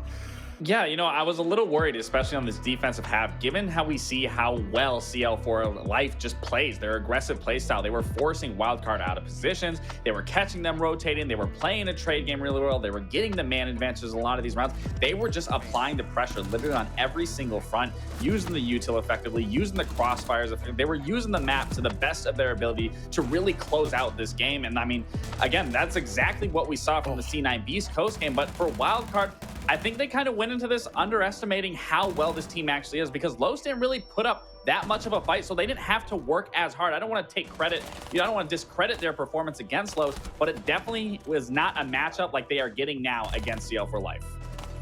Yeah, I agree. I think there is a level of underestimating their opponent here. And that being said, CL for Life just did a great job. I mean, they were constantly getting that opening kill. They were constantly turning opening kills into multi-kills. There was so many rounds where Wildcard just couldn't get any trades back, unfortunately for them. And I mean, if there's gonna a map that there's gonna be a little bit of a give and take, it would be Border. But I didn't expect it to be a stomp from CL4 Life.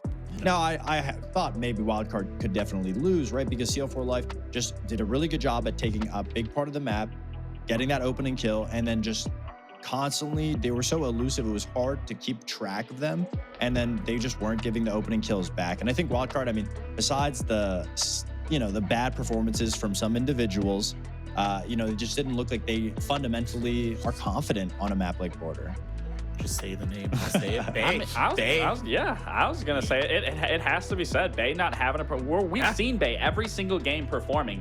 It's unfortunate that he went 0-8 this game. Even for Bosco, he only dropped 2 kills that game in the fifth. I believe only dropping 3, maybe 4 at the end right there. I mean, Kansan had one hell of a performance. He did try to keep them alive. Unfortunately, this does come down to a team game. Everyone has to be playing and firing on all cylinders, where we saw them yesterday. But it is unfortunate, but that is the beauty of a best of 3. You can wipe this first map away, as we've seen Wildcard be able to do. They can focus on what they need to fix going into the next map. This will allow them, this is their map pick, and this is a good map for them, but it's still a question of, can you stop this aggressive play from CL for Life? Yeah, that's exactly the big question. CL for Life has just been so overwhelming, and Skyscraper is a map that's a little bit more defender-sided. It's harder to get away with a lot of aggressive attacks. It's harder to find opening kills just because of how limiting it is. And Wildcard historically has been the better team on this map, the better team defensively on this map. But I think CL for Life, the edge that they have is there's no real information on anything that they're going to go to. So Wildcard is really playing in the dark. And when it comes to adaptation at the moment, it doesn't look like Wildcard is firing on all cylinders. I mean, big individual players are not showing up today, like we said, and it is a team game. But I think when push comes to shove, levitating? Is this transcending? This is like something from Stranger Things. I was gonna say paranormal activity. He is literally just transcending right now. He's about to go into God mode. I don't even know what deals he's making with his demonic entities there for a little bit of power, but he's there. He's shaking it out. Okay, all right, he's good. He's good. Demons vanquished, but Bosco's even locked in. They do not, I mean, admittedly, they do not look happy. And I mean, they have every reason not to be happy. It's difficult for me because I obviously wasn't here for the group stage. I only saw them in the playoffs. And I mean, I watched casually as a fan. I just don't understand where they kind of gone here. I just expect so much more for them. Is it literally just that Border was a brawl map and they got smothered by CL for Life? Or do you think there's bigger kind of systemic issues that are being pulled out here that Wildcard has just failed to correct over the course of the stage? Yeah, I mean, I think it's the first one.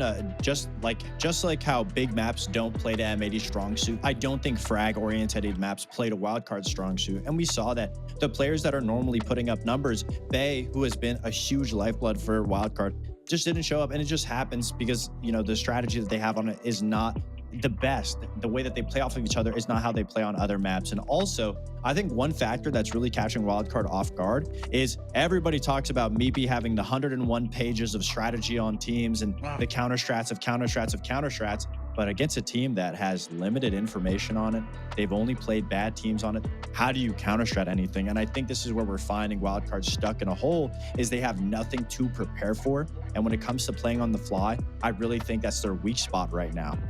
I mean, also, when you look at the reps and the amount of games that CL4 Life has had to play to even get to this point, they have truly refined their game, and we are seeing that being displayed here throughout their LCQ run and in this match so far, and I don't expect them to put any less effort going forward into this map, even if it is Wildcard's pick.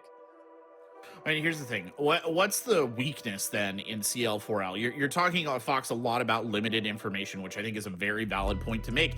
There's got to be something. You've got to know that there's something to lean on. Typically, when a team is being overly aggressive, you wait for them to make the first move. You wait for them to make the mistake. You let them peek into you. You play the trade game from there, especially on a defensive half. And that's the biggest weakness when you have an aggressive team, is you have to understand the timing of everything. Yeah, I mean, I agree. I think their first step is just getting the kills right, and that making that much better, that they can play off of each other. I think that's step one. Step two is obviously preparing and adapting what the CL4 Life throws at you in the server. I think Skyscraper is their best bet at bouncing back. Well, it's time to turn you over to your casters, folks, for Skyscraper. You can only see them for a moment, folks, so be sure to bathe in their magisterial glory as you get ready to hear them for the rest of this map. I gotta say, like, I need you at birthday parties. I need you when I go out, just to kind of, you know, bump me up a little bit. Jonah, I don't know if you feel the same, but every time. Quarterback is just so great with his words. And honestly, I said this when we worked together last stage as well. It was great to have you be a part of our ecosystem. I noted that you said, you know, you watched as a fan, and it's not always common for a host or a caster to say that they're a fan. But I'll say this, I'm a fan of your hosting. And I'm a fan of these two teams going to battle on Skyscraper. This is the only opportunity that Wildcard are gonna have to turn this one around. If they fumble it here, if the whole team does not spawn in, that's it, lights out for Wildcard. They fold. CL4 Life move on to do battle against OXG. And the winner of that goes to the major. Border was so chaotic. I think it's easy to lose sight of the severity of the situation here for Wildcard. I mean, you've got a team that was fighting neck and neck all season long in the closed league of the NAL. They go to the playoffs, they just fall short. But then you've got a team in CL4 Life who has not touched proper T1 competition as a unit ever before. Individually, they've been there, but as a team, they are going toe-to-toe with Wildcard. They crushed them on map 1. A T2 team here in the LCQ for the first time in 2 years has a real chance to get themselves to the major over top this T1 talent. Now, LCQs can be chaotic. We've seen this before. It is a place where anything can happen, and that's the kind of energy that CL4 Life really are trying to harness and have been able to harness so far. Skyscraper, though, if there's any place, Parker, where this could look a lot different than Border, I mean, you gotta think it's here. If Border didn't go well for Wildcard, if they were losing almost all of those entry engagements, 8-1 for CL4 Life, if they were losing in those chaotic moments, I don't think there's any better map you could think of to slow things down and to really play a lot more of a methodical style of siege. This is Skyscraper, after all, a map that has been, for a while, one of the most defensive-sided maps in the game. Yeah, this is a very structured map. And you and I were briefly talking about this while we were waiting to get into the game. Obviously, we sit and listen to the desk, so we're not talking as much as we could.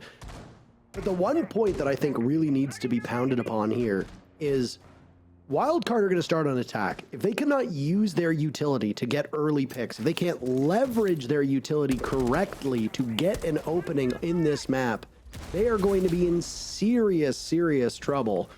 Now, again, you pointed it out. It's a defender-sided map. Wildcard are starting on attack, which means they're on the wrong side of it. They did pick the map, so they should show some level of confidence and experience and expertise that they didn't show on Border. But the bigger thing when you come to map pools is that CL4 Life, as an experienced team, don't get me wrong, but not as experienced as the other teams, they might not have the same robust map pool. And that's where you can start to see the cracks form. Now, obviously, they did not get that memo when they were playing up against C9 Beast Coast because they won those. They won their matches. And they won them in a very hard-fought fashion. So, for me, it's utilize your abilities and get picks and make space on Wildcard. For CL4L, if they can keep this matchup close, they're going to be in excellent shape to win 2-0. We mentioned utilizing all the resources they have in their back pocket to get those picks. We already heard some of those Candelas, at least one, get tossed out. We see the same thing from Spiker with those Rotero drones making use of that utility and claiming that opening kill as a result. It's actually Bosco, the one who comes out on top in that fight, and Bay getting on the board for the first time in this series with a nice early kill right back onto CL4L. Now Tristan, he answers with one, but Wildcard already applying some pretty good pressure here on the attacking side.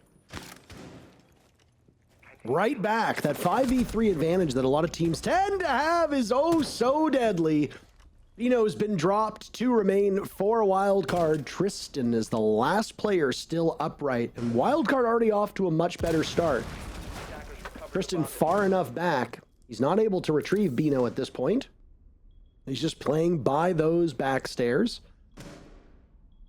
A T5 really is a great gun. Hansen's waiting for the all clear. Seems to have a premonition of sorts. He will smoke to cover the cross.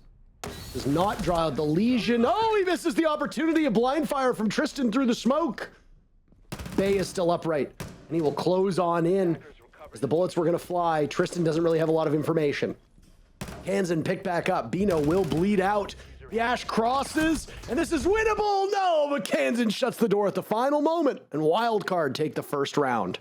Oh my God, that's a nail biter in the end. I mean, you see that could have gone either way. If that spray through the smoke, that second spray had connected with the down player, and he maybe had some idea, right, that there had been something going on, that the res was happening, but that smoke just staying up long enough to cover the fact that the revive was going down. That was the biggest difference. Had he waited maybe a second longer to go for the revive, well, that's a very different story, and Tristan probably wins that in the clutch. Oof, just missing the opportunity there on the kill, just flicking to the door frame, maybe an inch away from finding the head and ending it there, but it didn't matter. Wildcard winning it at the end of the day and taking the opening round here on Skyscraper to set the tone on the attacking side, no less. Right off the bat, Parker, you mentioned how important it would be to see that utility come into play and them taking that space and getting those kills. I think that first round was a perfect example of that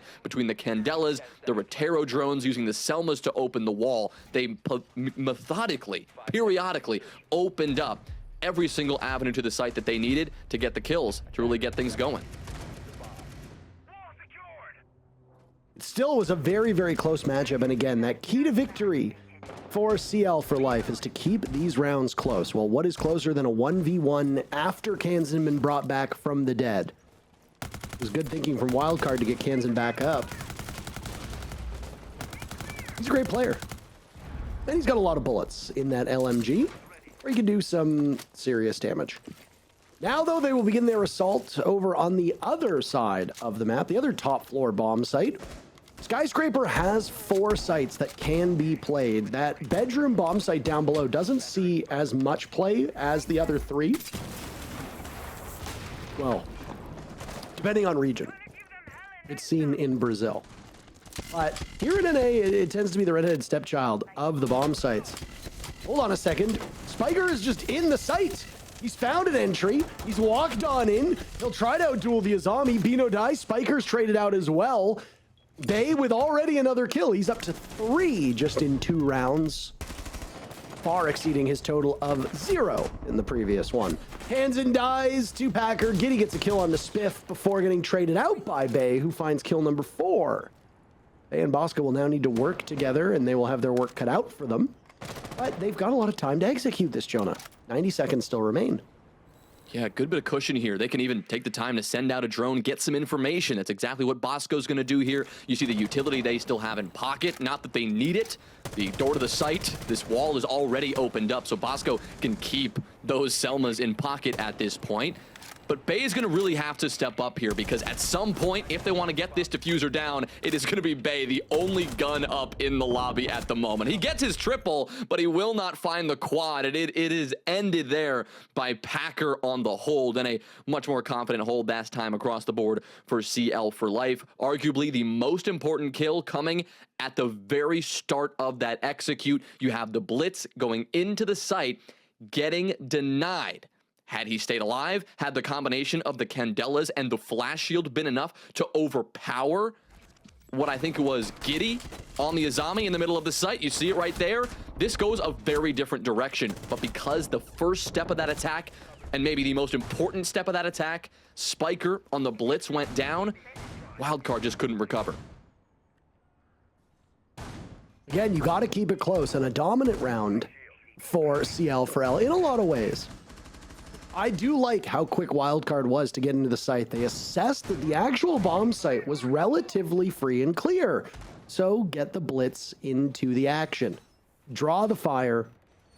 Most importantly, draw their attention. And then while that's happening, get the rest of the players into their positions, whether it be on that Selmond wall that leads to the top of house stairs, whether it be going through drum and eventually through terrace, and then pinch the remaining defenders. Problem was that the blitz died without really making much of an impact, and very quickly did CL4L get their players back into the bomb site to defend against Dragon and that terrace portion of the map, thus stopping Wildcard in their tracks. You got to be feeling particularly confident with what you see from Challenger League for Life, by the way. Adam and Giddy are both in positions to get early picks. Adam was looking for a jump out, and Giddy down below at a potential spawn peak as well, but neither of them will find anything for it.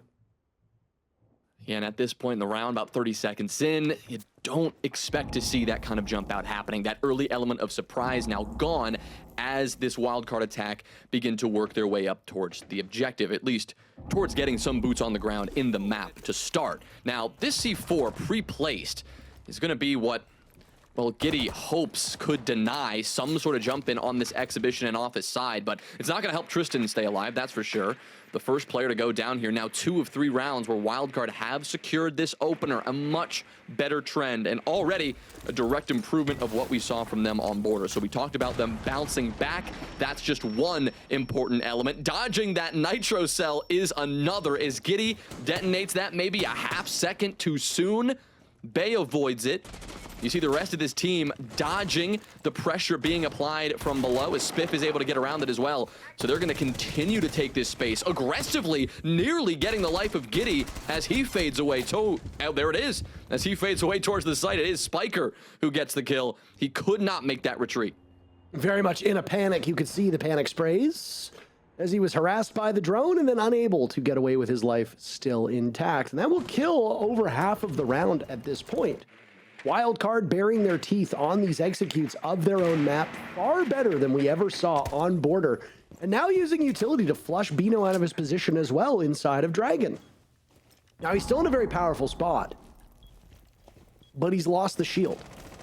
That's safeguard. And he's lost a very advantageous spot to play in as well. So he'll retreat, he'll stare through the destruction that's been done to the soft wall. Adrenal Surge goes out. A desperate attempt to top up Spiff, who had taken damage early on, while giving more sustain to the rest of these players. Spiker eliminating Adam, and it's CL4L getting picked apart one by one at different parts of this map entirely.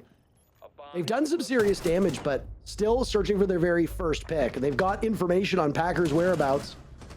Over towards Geisha. He's doing double duty, but Spiker is there to grab him as he heads for the hills. And another round for Wildcard, who are nowhere near in a position to be happy with the way that they've played so far today. That border matchup is one that they need to get out of their heads. And with the experience they have, I'm sure it won't be that much of a problem. But here on Skyscraper, it's a completely different ball game. You have to play your own map the way that you want. Do not allow your opponents to set the tone as they did on border. And right now, it's looking pretty good for Wildcard, at least. Certainly better than map 1. Oh, certainly. And if they're able to continue to drop rounds like that as one-sided as that, I don't think they're going to, well, be stuck in their heads too much longer. That's the kind of team that we need to see on this map if they want to take this win.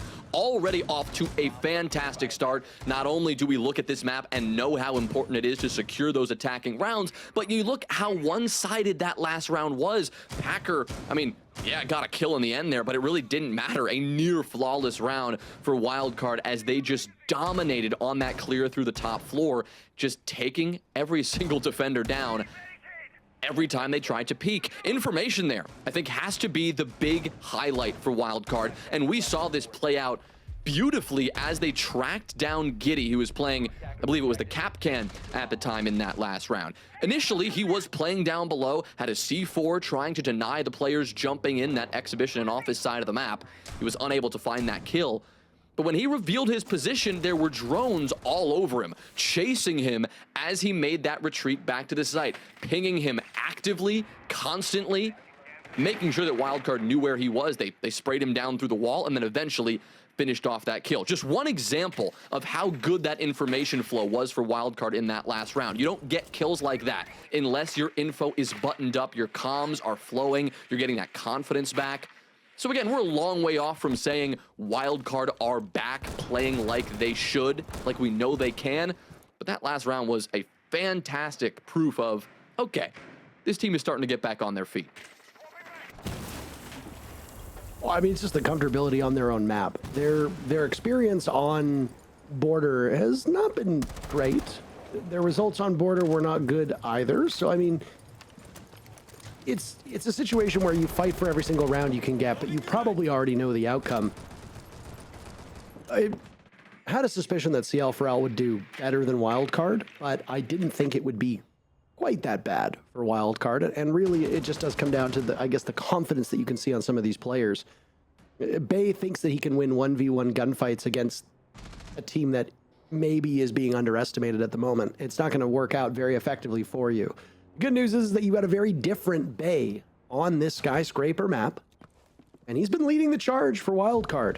Right now find themselves with a lead, though they've lost Kansan, who was the best performing player statistically in the previous map, and you could even maybe make a credible argument that he was the only player who was showing up properly before. The rest of Wildcard will now charge their way towards Kitchen, right now through Pantry.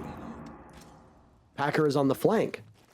Will they know his whereabouts, Jonah, or are we about to see them get devoured by one defender playing off-site? They'll rush up, eliminate Bino from his position. Bosco, holding that diffuser, now needs the go-ahead to walk into Barbecue. But there's no information. There's no drones whatsoever on the side of Wildcard. This is especially bad. We complimented the information of that last round. Well, that information, or the lack thereof, could get them into trouble here. Bosco, he is getting that diffuser down, and the coverage initially successful for Spiker, but a good C4 will slow things down for this attack and, well, get Bosco off the plant for a moment. He will reattempt it. The coverage up top from Spiker, good, but not perfect, and Adam is able to get the trade. Diffuser is down, though. Bay in the trenches, but he comes out alive. The drop down from Adam, once again, an opportunity for him to clutch. A 1v1 with Bosco.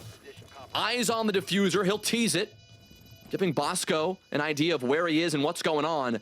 But this cat and mouse game now unfolding in front of our eyes. Adam knows this top floor is where Bosco has got to play. But with 20 seconds left on this diffuser, Adam, well, he's got to get active, and now on 13 HP.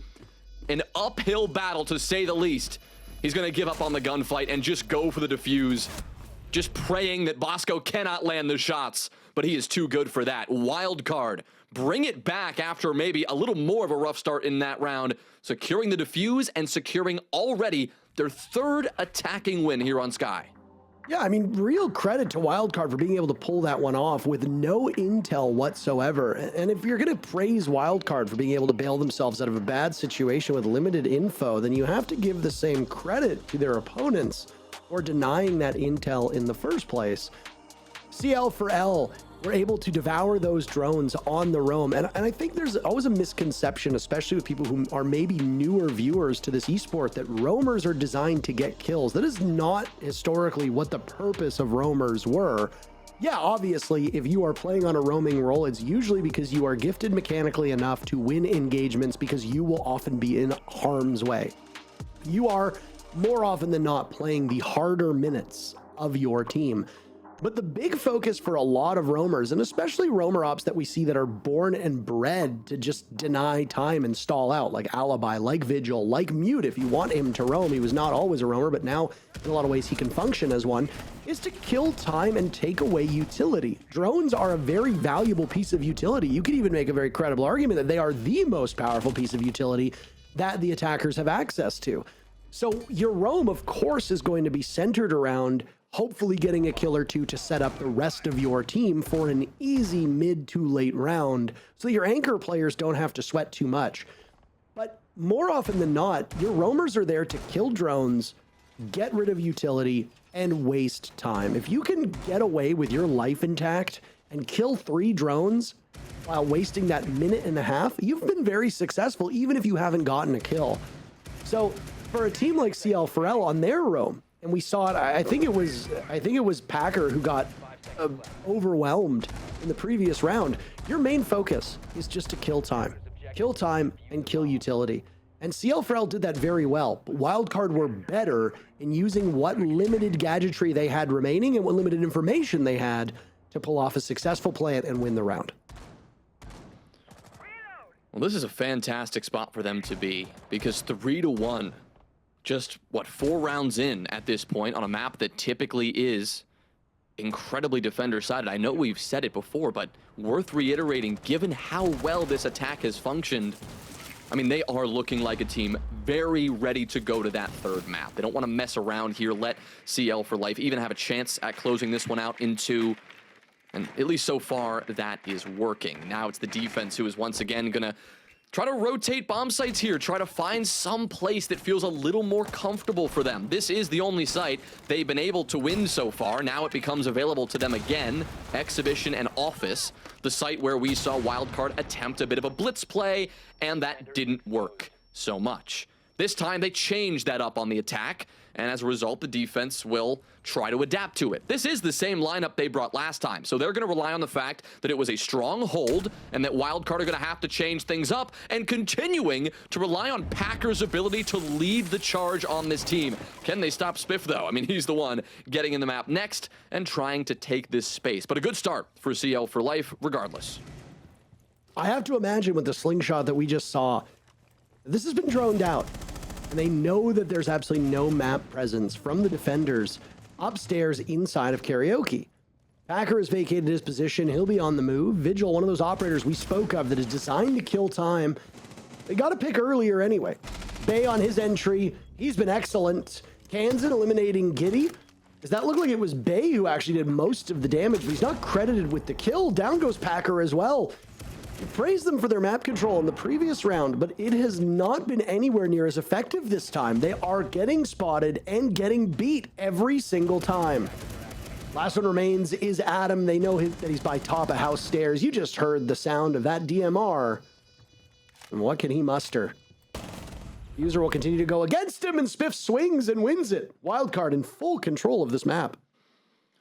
That's just Wildcard laying down the law right there, saying that the only reason that you were able to win that round, the only round that you've won last time on this map, CL4Life, was because we tried to get aggressive. We were the ones that lost it. You were not the ones that won it. That was our bad. They just change up the strategy, and it works like a charm. They have no problem getting in the building there. Once again, we got to compliment the information game in tip-top shape for that attack. Any defender who's off the site seems to be the next one just in the line of sight for Wildcard, the one next to be taken down. Of course, the opening kill, the one exception to that rule. Packer was able to get a nice kill with the Boss G to open things up, much like he was in that last round, securing the opener as well. But it really just doesn't seem to matter for this Wildcard team. They are ready to bounce back, and these attacks continue to look exceptionally clean. Not taking too much time to clear out a map that is typically very big, a lot of square footage, a lot of nooks and crannies to worry about. You pointed this out earlier, Parker. They threw Spiff into the window because they already knew that side of the map was clear. They had already droned that out and were confident enough in their ability to move in and take that space. Map control came quickly, And site control came fairly quickly as well because they just kept getting kill after kill after kill. Not much that CL4L could do to stand in their way. And now, unless CL4L can somehow muster one more defensive win, I mean, they'll be staring a 4-round deficit in the face going into the swap. Could see two very, very one-sided maps, which would set us up for Labs as an intriguing conclusion here. It's a very defender-sided map now as well by the numbers, but it has had the distinction of being a relatively evenly balanced battlefield for these teams. So what Labs do we end up seeing, provided, of course, that we get there? Wildcard up 4-1 at this current point in time really is excellent, though. Skyscraper, if you go back all the way to stage 2 and you look at Skyscraper, it was the least played map in North America. It was defender-sided, but a smaller sample size doesn't exactly give us the most confidence in saying that it is objectively defender-sided. So if we fly across to a couple other regions, you see that it's exceptionally defender-sided in Europe. It's actually the most defender-sided map in all of Europe. So now you can say with greater confidence, yeah, absolutely, this is a map where CL4L should be winning more rounds, and they, as the camera goes round and round, they're not. They're trying to salvage this first half. They're doing so quite well. Tristan with 2 kills. You know, another Spiker is the last one standing. He finds 2 of his own. We'll tempt these remaining players to give him an engagement. They're a bit reluctant, understandably so. Sidearm will now come out, and that is never a good sign. As Spiker is top house side stairs. Looking over towards Dragon. CL4L will be patient, but they will cover all of the vantage points. You see a shotgun right now inside of A. You've got another player sitting at top back stairs. I struggle to see how Spiker gets out of this position in a good direction. He has no information, though. Shows that he's still got 2 drones available, but with 40 seconds left, and since you're the only player, you're not going to go for it. Capkin traps on the doors, as there's the toxic gas to linger. He misses an opportunity. He was a bit too slow on the soft destruction from the shotgun of the smoke, and it's a second round on Skyscraper to finish the first half for CL4L. Well, you see their phases here. That was a round win, but it didn't feel all that triumphant. They know that they are in a uncomfortable spot going into the switch. As we've talked about, they will have their work cut out for them on the attacking side. Unless they can put together a clean half, just like Wildcard did, this feels like it's going to map 3. Still a good bit of this map to play, just potentially another full half to go. But Wildcard, they only sit 3 rounds away from pushing this over the line and getting it to that third map. But this Wildcard, just taking a look at the stat line about halfway through, this is looking like the team that we saw get through that first round, and looking a lot more like the team that we saw throughout the course of the stage, right? Map 1, we mentioned that Spiker maybe wasn't doing as well as he could have, right? We saw Bay did not get a single kill. Now this is what you've come to expect from a team like this. Their game against Los, as we mentioned yesterday, it was Spiker leading the way. Bay close behind, Kansan and Spiff doing their thing with Bosco taking up the rear. And that's about what you're seeing right now. Spiker and Bay, top of the leaderboard right now, putting in the work. You've got Bosco, who's been a rock-solid support and continues to be that way. Still getting 3 kills to his name, so going toe-to-toe with Kansan and Spiff in that regard. But not to say that these numbers are going to blow your mind, but this is a return to normalcy for Wildcard. This is the team functioning as the team has in the past, as the team has when they've found success against other opponents. It just seems overall that Wildcard have been able to hit the reset button, and they are back into T1 team form for the most part, going into the remainder of this map and going into potentially that map 3. I think CL for Life are going to experience a very different opponent against them in the lobby. Yeah, I mean, you've really let the ball roll away from you at this point, given the way that this map is played out. We talked about the numbers in the previous round, but I mean, Wildcard should be able to lead by example with the next round or 2, really setting the tempo. If CL4L can stun us and do their best Wildcard impression, maybe not. I'd say there's an opportunity for this to be a bit prolonged, but no. Adam will die early. The numbers for this CL4L team, not particularly terrible, but not great by any stretch of the imagination either. Tristan and Adam have been excellent at getting high impact kills. Packer's been racking them up as well, though less impactful ultimately. But the big bad of Wildcard Bay is gone. Spiker quietly putting up 8 kills on his own, and he'll make it 9. As he goes for the drive-by and immediately heads over towards Terrace, but doesn't understand that the wall's been shot out all the way from that balcony through Dragon. And just like that, this messy set of engagements has left no team closer to a victory. Good coverage there from Packer on that Shrine window, but it's not going to be enough. I mean, you lose Giddy, you lose Bino, and now he is the only man left. I mean, 60 seconds is nice, but when you're 1 man against 3, the time's not really the problem. Your ability to actually just take this space and find these kills, 3 kills, when you have 66 HP, that's going to be the problem. The diffuser is also out of pocket, so he has to recover that if he does want to try to get a cheeky plant. He's been such a rock for this team. He always has. He's been that way throughout this map, throughout Border, throughout the series yesterday. But this one, yeah, I don't think even Packer can pull this one off. He'll try. He'll work his way into the site. He's not going to sit back and wait, but first defender he comes up against, Spiff, will win that no problem, and Wildcard continue to look impressive on this map. Yeah, they're familiar with it. It's a comfortable area. And, well, again, they're on the better side. It is a bit funny now to think back on the comments that were made by CL4L at the conclusion of Border, basically saying that the team is garbage, that they suck, yada, yada, yada. And yeah, maybe on Border it wasn't the best showing of Wildcard. But fortunes have changed. And with a bit more comfortability and a different map pool than your opponents, you can start to find some success. And that's exactly what we're seeing from Wildcard. They looked very poised in that round. They made a couple mistakes. Bay in particular not knowing his position over towards that office wall. Spiker getting picked apart from the opening from Terrace all the way through Dragon, where he probably should have assessed that that was open, and the window was open as well, but he was too fixated on the double window jump out onto the Geisha balcony from Terrace. All the same, even with those small mistakes, Wildcard still ultimately won the round, and they did so without really breaking much of a sweat. The quick to the punch entry that we saw from CL for Life all the way back on Border has vanished.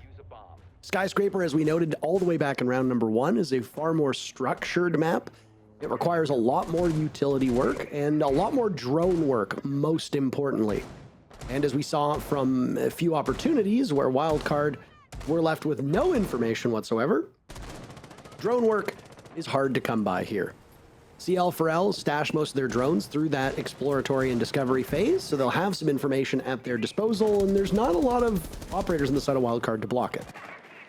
Well, especially because you have the Deimos in play as well. So those drones are going to be pivotal in at least identifying where those defenders are located. Once you scan them once, you recognize them once, that allows the Deathmark tracker to hunt them down and target them, giving you that extra information that you need to potentially get a more efficient roam clear, find those early kills. Now, the difference here and why that may be a little less important in this round is we're not seeing much of a roam at all for Wildcard defense. They are playing fairly restrained here, a bit closer to the objective.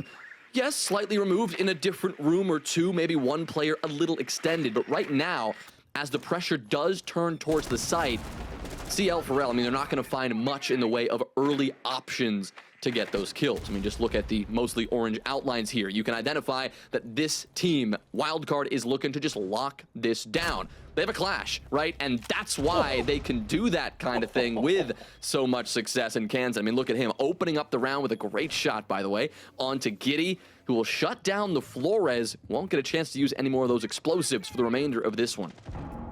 Oh my.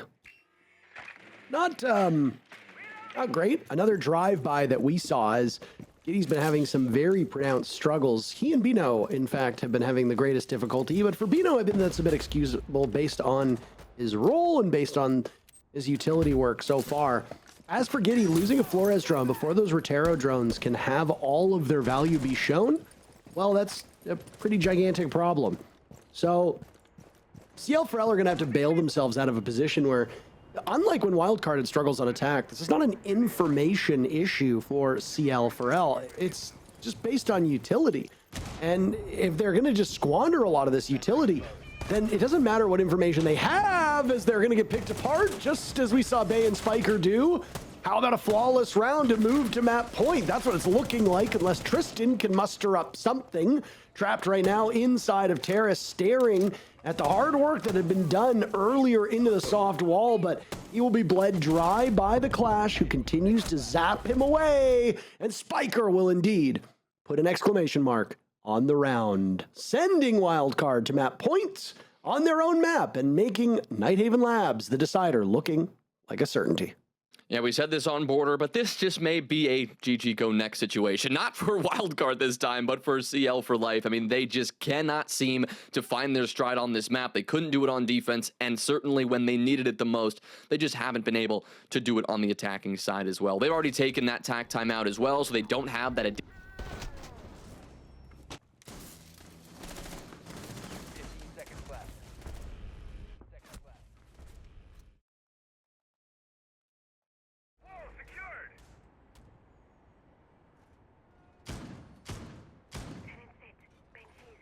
All right, well, while we work to get Jonah back into the mainframe, he has, I believe the phrase is, he's escaped the mainframe or the Matrix.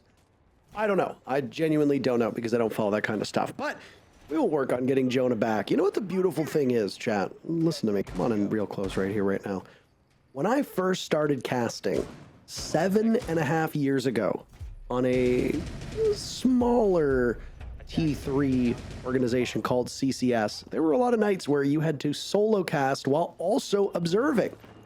So it's not something that's rare for me to be able to talk through most of this on my own, doing both color and play-by-play.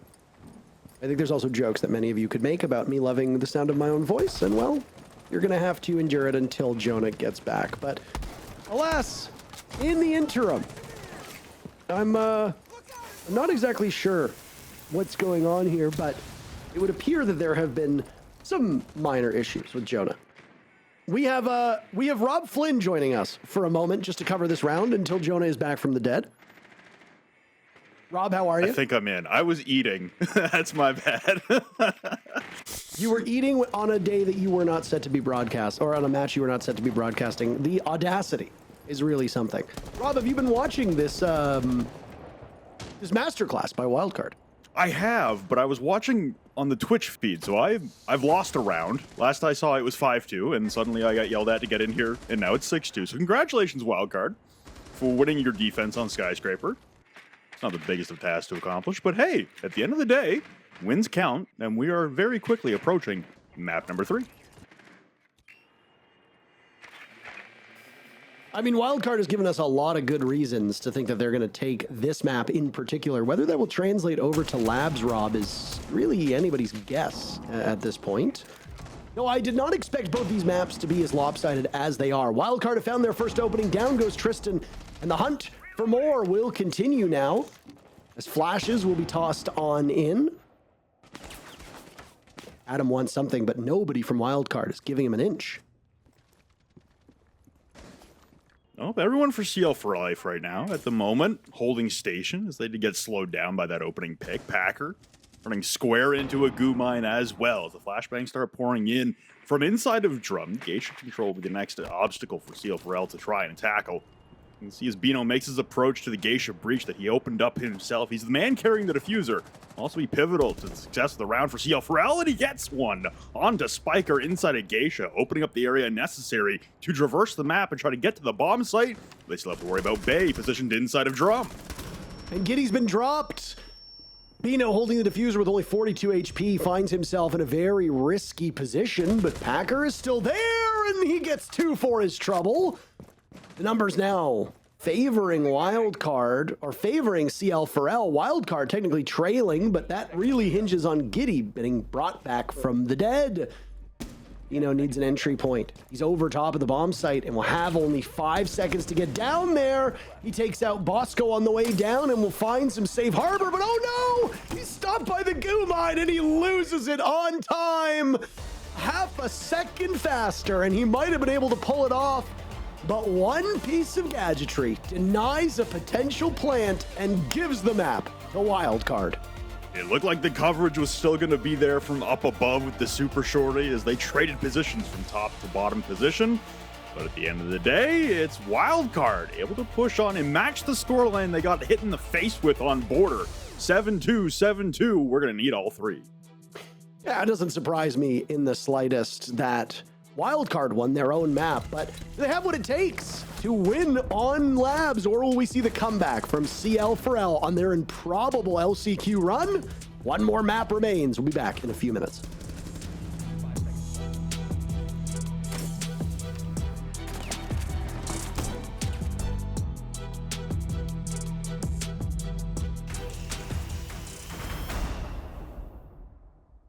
One going top block. Nice. I got killed Brown. What ran down Brown? Going barbecue. Gonna plant barbecue. Good mine in him. Let's go! Work, baby. The good mine. Let's fucking go. These guys are awful, bro. These guys are awful. We're not stooping down to them, bro. Oh my god, bro. Greatest game I've ever played in my life, bro. Let's close this out, bro. We're going back, bro.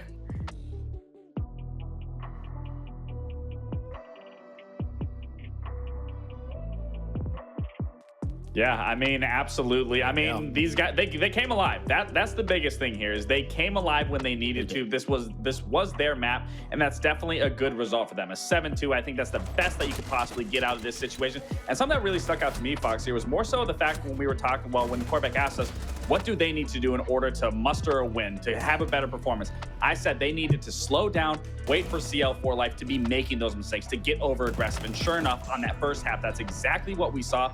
And what I can also really appreciate is the second they switched to that defensive half, they immediately started playing a little bit of aggressive, but then would pivot and then start to play passive. And they were just constantly switching on a dime throughout those maps, well, throughout those rounds.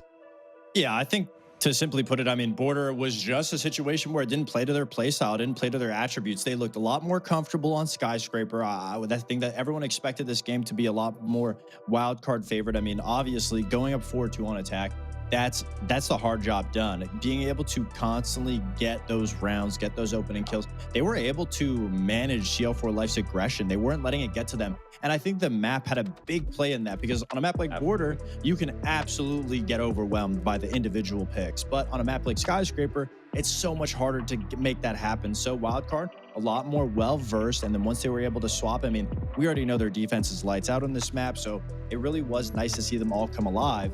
There isn't too much to dissect about it, but the fact that all of the players are feeling a lot more confident now, especially Bay coming back, getting some kills finally, it puts them in a great position going into map 3 to not only feel a lot more confident, but feel like they're back in that driver's seat, that it's no longer them playing CL4 Life's game, but them playing Wildcard's game.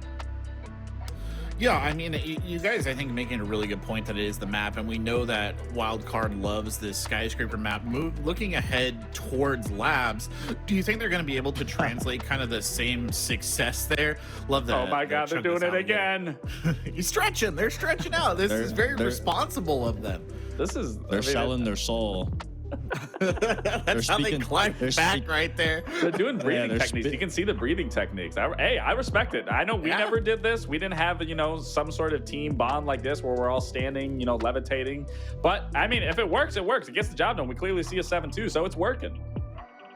Dude, it is. I mean, they got the 7-2. It was a good match, as you guys said. I mean, they looked, as you mentioned, far more comfortable on that map. But like I was saying, looking ahead to Labs, does that comfort translate, or is Skyscraper really just like, quote unquote, the home stadium here for Wildcard? I mean, I think it's a good middle ground for both teams to participate on. I think Wildcard, if they maintain the same level of aggression that they had on their attacks, I think it should go to them regardless, just because of how well they were handling the aggression. And it doesn't necessarily seem like a map thing at this point. If they replayed Border as a third map, I think the situation would be different. I think now they've gotten a handle of what CL4L is going to throw at them. They've understood how to play against it, and I think they have the method for it going forward. So it doesn't really matter to me what map it is. I think they'll be in a good position. Now for CL4 Life, I think to them, they just can't let it mentally get in their head. I mean, we saw the camera of Packer. It looked like he was kind of, he's got that passion, but he was kind of screaming at the team a little bit, it looked like. So they can't let this loss affect them and hold them down, because I mean, they got them this far just doing what they've been doing. So I hopefully don't want to see them get in their heads too much. Absolutely. And when both these teams recently just played this in their most previous matches, I mean, Wildcard beating Los in that 7-1, looking extremely dominant, and then them beating Cloud9 Beast Coast, winning at 8-7. But a lot of that came down to very big players stepping up, like Adam dropping 18 kills, I believe, that game. I think maybe Giddy or Bino, one of them maybe dropped 14 behind that. I mean, it was a team effort, but other players were really stepping up. But again, what is really good for Wildcard here is they understand, like you were saying, they understand how CL4Life is playing and what they want to do. So now to transition now into CL4Life and what they need to do, they also need to realize, okay, our aggressive plays, we're getting overzealous. We need to start playing together to be able to go for a trade. We can't just rely on these aggressive plays because this isn't a map where you can just get super aggressive. You are going to be in very tight spaces. You are going to be getting traded left and right. It's just about having that trade game, keeping that man advantage. And as you saw in that game, the man advantage was extremely close in terms of opening kills for both the teams versus what we saw on that border map. And I expect that kind of to be the same situation in this game. But for Wildcard, I think they have what it takes to completely close it out here and shut out CL4Life and get the job done and push themselves into that grand final against Oxygen. There you have it. The scene set. Labs, the final map. And now for your casters. Two individuals so talented at casting Siege, they might as well have been built in a lab for it. Here's Jonah and Intera. Oh, thank you so very much. There's nothing about me that's been built in a lab. I wouldn't have such a weird body shape and proportions if they were to actually design me, Jonah. I don't know if... Fair, yeah. And I think if they built me in a lab, they'd have my computer not blue screen in the middle of a cast as well. That would be big. That'd be a big improvement. I casted, 31 best of ones and a best of 3 in LATAM with 0 tech issues. Last night, the internet in my entire neighborhood goes out for like 45 minutes in the middle of the cast. Tonight, we blue screen. I mean, hey, that's just life, baby. But we move. We get into this best of 3. You think you're cursed by any chance? It's possible. It's possible. I don't know what I did in the last 48 hours to get that curse on me. I maybe spent too much time talking to Lynx. That could have been it. I'm so sorry. Yeah. I wouldn't wish that on my worst enemy, which happens to be Lynx. So I wouldn't even wish... Actually, no, my worst enemy is probably Rob, and I'd let Rob talk to Lynx. I'd let Rob suffer. Okay, that's fair. Rob's too busy doing whatever he's doing. I don't know, living in his basement. So... probably watching the Toronto Maple Leafs absolutely dismantle the LA Kings right now. That's probably what he's doing.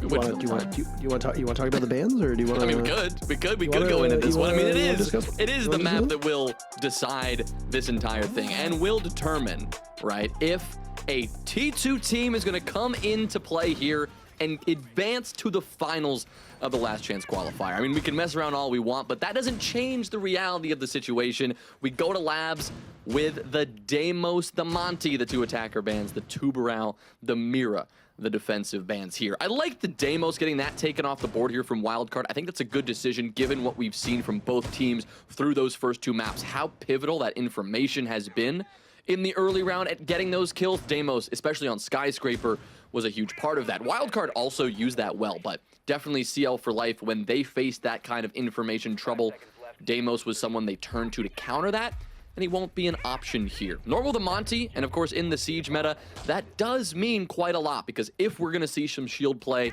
you doubt you're gonna see Fuse Shield, you're probably almost guaranteed at some point on this map to see the Blitz Shield. Won't see that here on round number 1, Parker, as it looks like CL4Life won't be playing for a more direct aggressive attack. You can tell because of the RAM, right? Because the Boogie Drone, that kind of tells you that CL4Life want to take that map control, work their way above the site, and get that soft destruction going.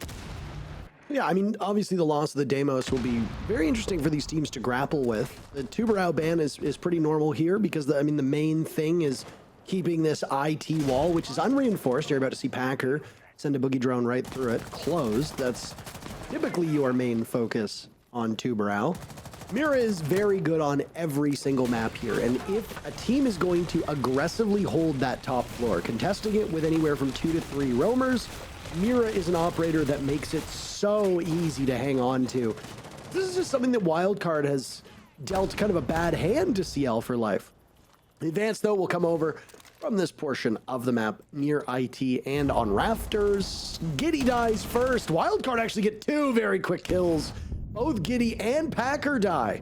There's a bit of disorientation from the Gizmot mine of Spiff. You don't see Ella all that often, but it'll give information to Wildcard that they can potentially act upon.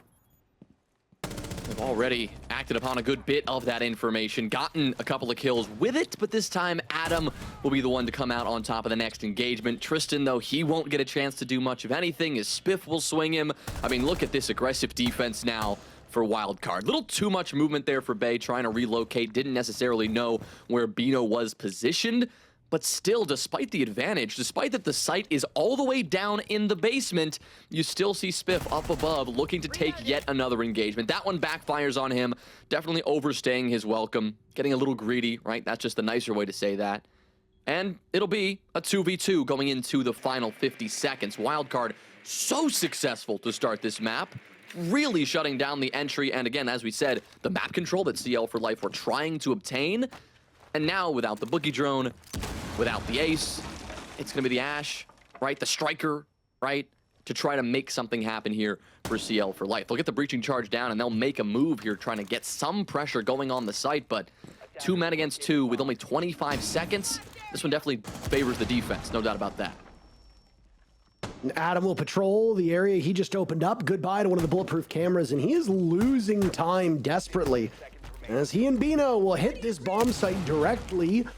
Wildcard will rest a lot on Kansan, but Bino finds a 3rd kill.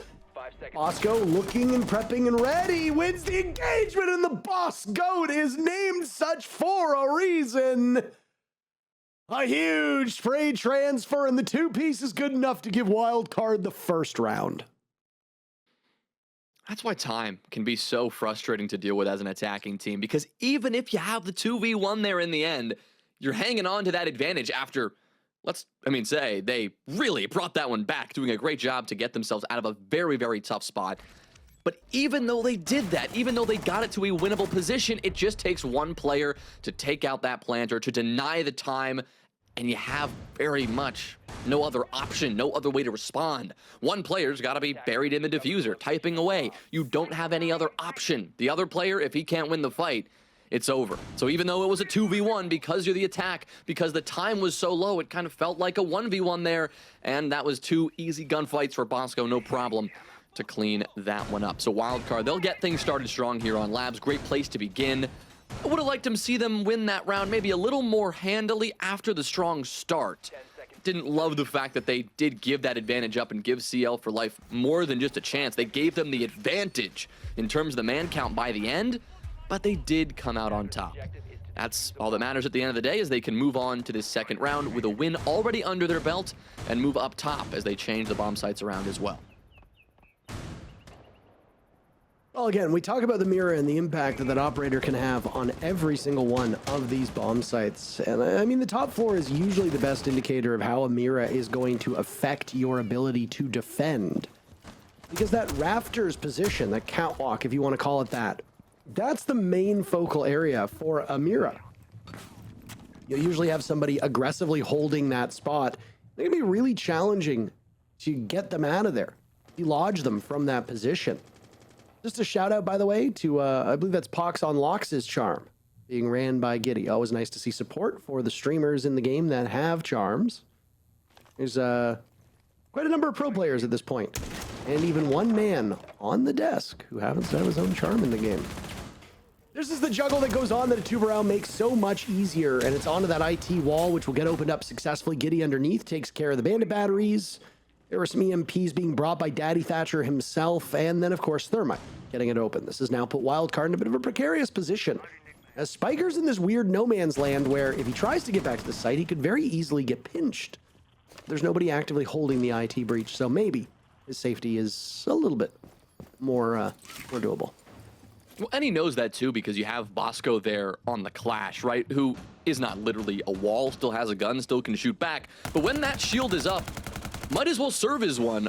an impenetrable point of access that CL4Life would like to push through, but instead you've got Bosco staring in your face, communicating your position to every single one of those defenders, and telling Spiker that he's okay to maintain that position for a little bit longer. Now, Bosco has rotated, identifying, rightly so, that CL4Life are trying to apply pressure from both sides here. It's not just walk into IT and pray. They're working their way around to the other side and doing what they can to surround both sides of this site. That's a great concept, of course, but in execution, it also depends on your ability to get some pressure going from below. Giddy's doing that here with the skeleton key, and as the Candelas come out from Packer, this is that moment where CL4Life are looking to make their move. Packer's just waiting for the all clear to hop into electrical. He's lost Adam. Usually is a solid 1-2 punch for CL4L that has been absent for the last 2 maps. Spiff is blown to smithereens by Tristan's grenade as Bosco will now back away.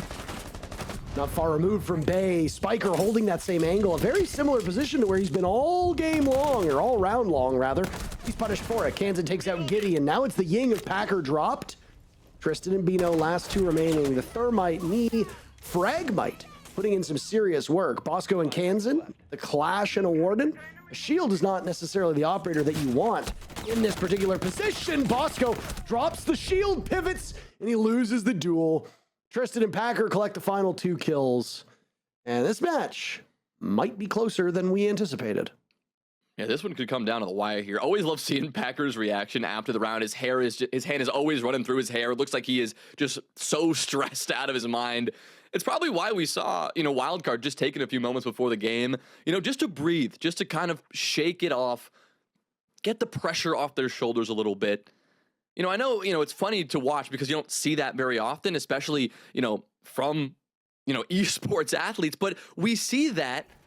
And I think should commend them for that, for recognizing that, it's okay here to take a moment, to step back, to breathe, and realize that they are, on paper, the team that should win this matchup, right? And maybe that pressure getting to them on map 1. You saw them do that before map 2. It worked well. Doing it again here before map 3 and keeping their cool. Didn't, of course, do them much good in the very end of that second round, as you did see Packer, you did see someone like Tristan and Bino able to overpower that defense and take that first win, but you definitely can see a difference in the mindset, difference in the approach of these 2 teams just by what they look like on camera. You've got one team pedal to the metal, grinding out every single round, and the other one, right now at least, while things are close, after a skyscraper win, they do seem nice and comfortable. Trying to keep that going here on the defense. Kansan maybe looking to get a little jump out here. He's got a body to his right. That's the Thermite of Bino. If you can knock him out very early on, in great shape. I don't know if he'll hear Packer coming on the shield not too far away, but out of all the operators that you want to vault out on, this is probably not the one. Oh my! Kansan missed his golden opportunity. I think he was waiting a drone, but does not cross his path. Missed opportunity for Wildcard. Blow this round wide open. Well, they'll blow the breach wide open. CL4L will, at least. They've got their chance to look in through IT and identify the position of Spiker behind this shield. That's a noticeable difference from the last time he was here. Still the very same position, but this time supported by additional pieces of utility. Of course, the top floor, not where the objective lies, not where the diffuser will be going down, but still the point of egress into this map, and, well, the focal point for the start of this CL4Life attack. They got to deal with this shield, they got to deal with this position, as well as the Melusi, who is now trying to make her escape. Bay able to drop down, avoiding Packer. Adam, though, taking care of Bosco, and still yet another player. Is that Bay? Did he come all the way back up the Aqua stairs, taking this fight, this time winning it? That's actually Spiker. Outline's confusing me there, but Spiker still gets the win. Ends up taking that gunfight and winning it. Adam with 2, nay 3 kills on this round, taking care of Wildcard as they retreated. Nice choice for him to play the cutoff. A long rotate with still a minute to go. Spiff and Bosco will rotate through the default cams. A Nitro Cell tossed up by Kansan. A desperate attempt to keep these numbers close, but a small miss. Giddy is poised to strike. Adam has gotten all of his kills outside of the building, by the way. A very impressive situation. He's just been an immovable object at this point. Bay and Kansan now against Giddy and Tristan. Diffuser in the hands of Tristan. He's going for it. Kansan getting in this position. He's worried about a jump in from the window. A swings up, and it's Tristan with the double piece. Neither of these teams the clear favorite on Nighthaven Labs. CL4L wins their map of Border in dominant fashion. Wildcard do the same on Skyscraper. This one will probably go late into the night. What we do know is that there's no map after this. This is where the road ends for one of these teams. All the while, in the earlier matchup today, Oxygen dismantled M80 2-0. And a team that finished dead last in North America is only 2 maps away from making it to the Montreal Major. It is really quite a fascinating situation that OXG finds themselves in. They are watching this matchup with bated breath, I'm sure. CL4L's 2 rounds in the row have now given them the lead. And with the numbers being what they are, Wildcard should be taking 4 rounds on defense. That leaves just 2 for Challenger League for life. The fact that CL4L is already at that number bodes very well for them moving forward. Well, I like that you mentioned that Oxygen game because we've actually seen a weird pattern emerging since the start of 2023 when it comes to the favorites in the LCQ. We always say that the LCQ, it is a place of chaos and unpredictable results, but part of the reason for that is that since this new ecosystem in R6 came about, since we brought Blast into the picture and this new structure, Stage 1 of 2023, Beast Coast was the top seed. Sonics end up going to the major there. 2023 Stage 2, Wildcard came in the top seed. SSG end up going to the major there. We saw the same thing again at the start of this year. OXG, they came in as the top seed, and again it was SSG to end up winning that LCQ. So we've seen such unpredictable results before, and that pattern holds true. M80, the team that had 2 chances. They played in 2 best of 3s. Had they won either, would have gone to Montreal. They weren't able to win those there, and they were not able to take down Oxygen, meaning that yet again, now for 2 years running, last chance qualifiers, the favorites have not bode well necessarily. So far, Wildcard, of course, we were concerned about that, at least the favorites in this particular matchup. After map 1, map 2, of course, bouncing back, but here again, in yet another potentially uncomfortable position. CL4Life already claiming, as you mentioned, Parker, those 2 attacking rounds that they were looking to start off with, and now, well, looking to see what they can do to try to do a little more damage here to this Wildcard defense. You got someone like Packer already sneaking in on the Nook, trying to make something happen. But luckily for them, they won't have to deal with much of an extension. All 5 outlines, you can see it. Everyone from Wildcard down below. This is one of the few bomb sites in the map where there's more than enough room to be quite comfortable in the site, though you will see players a little bit far removed, extending out to that cargo section that doesn't actually have a bomb inside of it. Also, you could see them potentially holding down on those exo stairs, as they're referred to as. Again, another spot where it's a very critical avenue to the bomb site, but doesn't actually hold the objective. I will say, there's an extensive amount of drone work that's being done. All 5 of these remaining drones for CL4L being put to very good use as they assess the soft destruction that's been done down in Exosuit and as to where they want to go with next steps. You've got more soft destruction that can be had, but you are running out of utility right now if you're CL4L. When the execute actually happens, all you're really going to have is that EE1D to aid you. Adam says, I don't need it though. Jonah, 30 seconds to go, and both he and Packer playing from above, toppling these players from Wildcard. The drop will now come in. Spiff in Exosuit, waiting to catch one of them off guard. He's compelled into action, and an easy-to-control gun takes out Giddy. Adam had died moments earlier. Packer on the diffuser, surrendering it with 2 seconds left, and now Wildcard just needs to play the waiting game, and they take the round. Tie game. Well, we've said this before, and now this is the 2nd time where the clock has gotten the better of the CL4L attack. The 2 rounds they've lost, same site, same problem. the time just gets too low. At that point, what? There were still 2 attackers alive when the round ended. There was nothing they could do because they just ran out of time. A moment where they're trying to get the diffuser down. Maybe they take too much time droning before that, but they think, all right, we've got a chance to put this diffuser on the floor. Let's do it. Let's get the coverage, and let's get into the post plant. Denied by a beautiful swing from Wildcard. And at that point, with a diffuser sacrificed, at that point, it's just chaos, right? You're just like, all right, we got to find these kills. We still have 1 player upstairs who was hoping to play for the post plant. We thought we had enough of an advantage.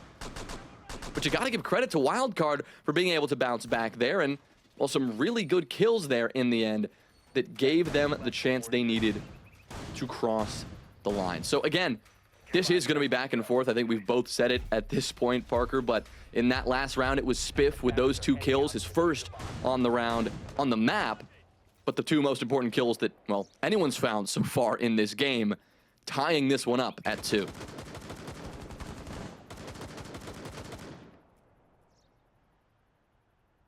It's what I expected in map number 3. God, you know what the beautiful thing is that I don't actually need to do any predictions whatsoever, Jonah. I can just assess what's going on and be like, see, I was right this whole time. That's perfect. Yeah, of course I knew map number 2 was going to be a cakewalk for Wildcard. Duh. In all reality, this is looking more like a Nighthaven Labs that we saw all the way back in Sao Paulo at the SI, Manchester, where it's a coin flip map. You know, it really comes down to the teams playing it, the operator bans, and the bomb site rotations. Wildcard have shown that their confidence that they had on Skyscraper, which was well-deserved, it was a very familiar map for them, is absent here. But they've still got the tools that are good enough for them to win rounds. Like I said, the only worrying thing I find, Jonah, is that the defenders should be doing better. And right now, Wildcard have drawn even with CL4L. Spiker again, he's in this position. He wants to take these fights from the warehouse rafters. Won't get a chance now as Packer has, well, taken up his position. Quite literally just stepped on it and stolen it. He's now supported by Bino as well. So you see CL for life, they're really trying to make this push happen and take control of this top floor. When they attacked this in their game against C9BC, this was the only site that they were able to attack successfully. So you like their chances here. I mean, we've seen them have success on it before, but Wildcard putting up a decent hold that first time around, but still not able to win it. We'll see if this blitz move from Packer's going to be enough. He's currently spotted by Kansan. He's got him clearly in the line of sight thanks to that bulletproof. He knows that he has to worry about this, but there's no better player to counter that. Warden and Blitz, a good old-fashioned 1 versus 1, but instead, the first gunfights occur on the other side of the top floor. Adam, he'll go 1 for 1, and Kansan will end up losing his life, but so will Bino. 40 seconds now. Giddy with that kill will open things up for CL for life. And the kills will just come in from all of them. Wildcard was hoping to stitch together more than just a single round. They've been unsuccessful so far. Spiff, a terrifying encounter, as it's actually Tristan to get the final kill, not the German blitz that we saw on our screen. The lead goes back to CL4L, and this is where things get quite tricky. If you go just off of the numbers and consider that this is a defender-sided map, then things are bad in Wildcard Town, as they've now surrendered this first half. They have squandered the better side. Obviously, things can change when the side swap comes in, and we've seen teams buck the trend before, where a very defender-sided map ends up going in favor of the attackers. You'll look at a map and say, wow, 60% of all rounds won by the defenders, and then it will literally be 11 attacking rounds to 1 defending round. It does happen.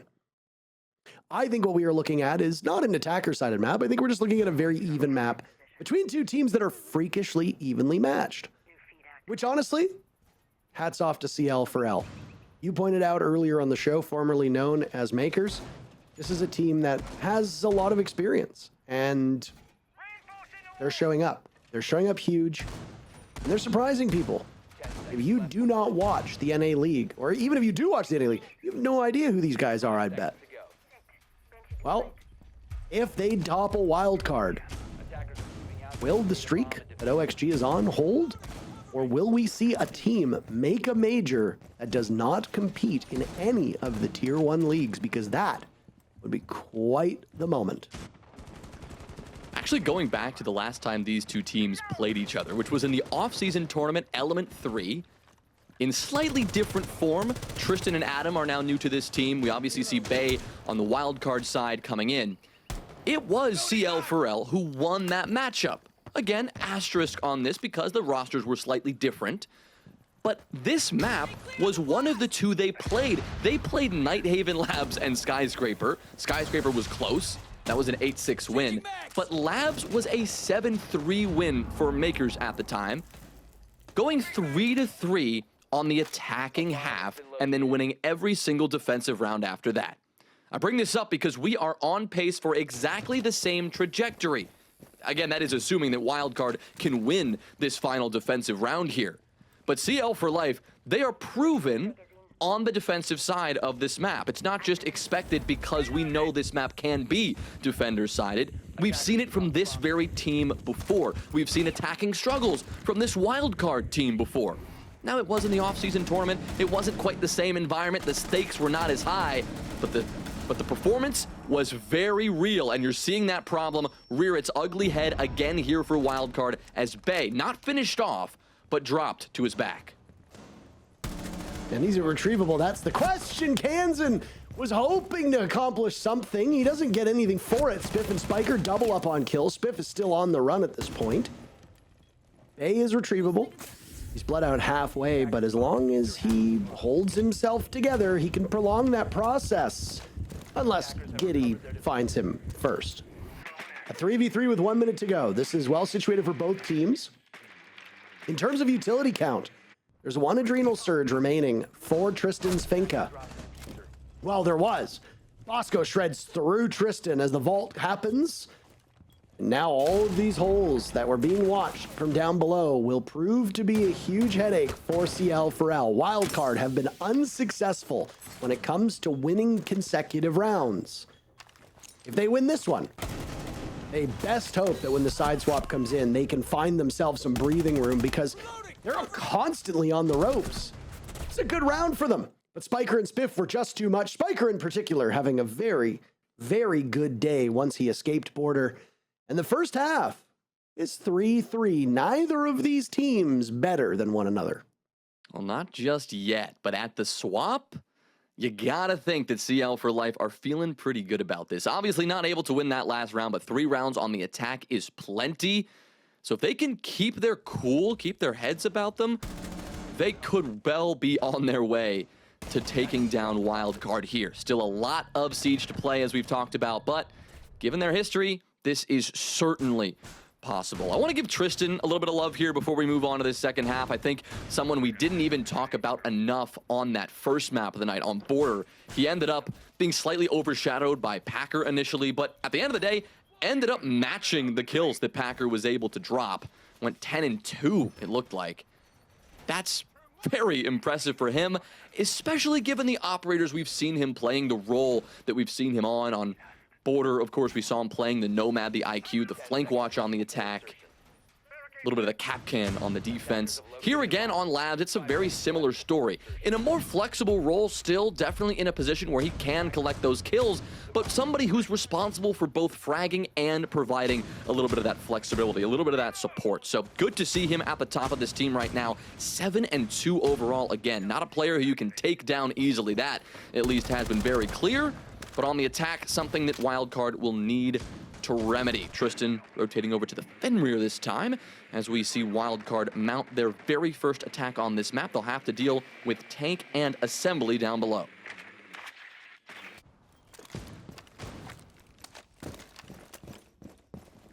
I like the sledge pick as well. It's a bit unorthodox when there is a ram on the board.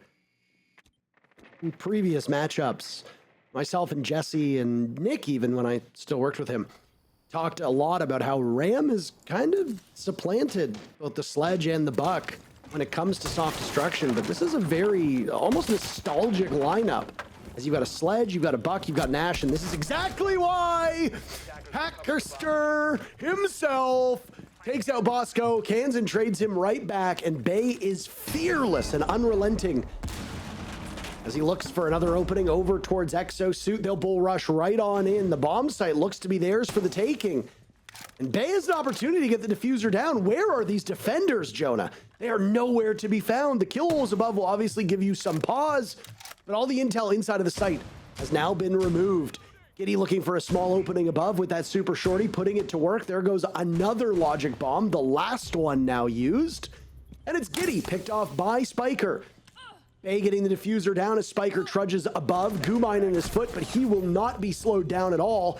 Adam with 1 kill, but here's where things go from bad to worse for the defenders. The timer will be their nemesis, their adversary. Bino searching for something. He's at bottom of those cargo stairs.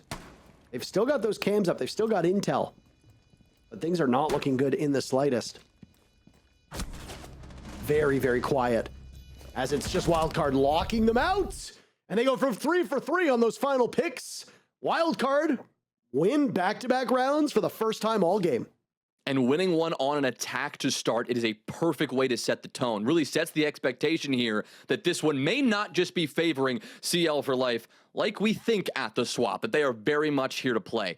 That one, something we don't see on Labs too often. It kind of felt like a clubhouse rush on the Armory and Arsenal site. Let's go there in our minds for a second. Obviously, this is Labs, a very different map, but when you think about clubhouse, you think about that roam on that basement site, extending all over that map. One great counter for it is sneaking right by it, going in through dirt and making that push. We saw a very similar thing here in this round, and it's part of the reason, Parker, you brought it up at the very start, why they brought the Sledge and the Buck instead of the Ram. Great thing about the Ram is you have so much power, so much vertical soft destruction available. The one problem is speed. You can't just smack a wall open and walk through, or shoot it open with the skeleton key and move through instantly. It's a bit slower of a process. And there, the combination of the Sledge and the Buck allowed them to just power through the map. Wall after wall would crumble, and they snuck right on into the basement. So yes, great map control for CL4L, did their best to hold the map, but it did not matter, because much like that little cheeky clubhouse rush, we saw it again here on Labs, just sneaking in the back, catching CL4L off guard, and once that diffuser went down, I mean, we all recognized it. At that point, the round was pretty much over. I mean, there's not much you're going to be able to do. The remaining defenders off the site, even man count, post-plant situation, time ticking away. So props to Wildcard for recognizing the opening and taking advantage of that.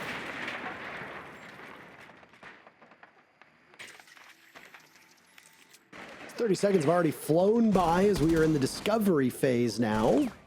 Wildcard are hoping that this is actually an attacker-favored map. Only time will tell, but their rush strat is not something that's easily replicated, and it's not as well consistent. You can't rush every single round. I mean, CL4L certainly tried that on border. Long time for them to gain information. You got your regular drones, and then you've also got the Twitch drones to help out too. Not a lot happening though through the 90 seconds so far that we've seen, Jonah.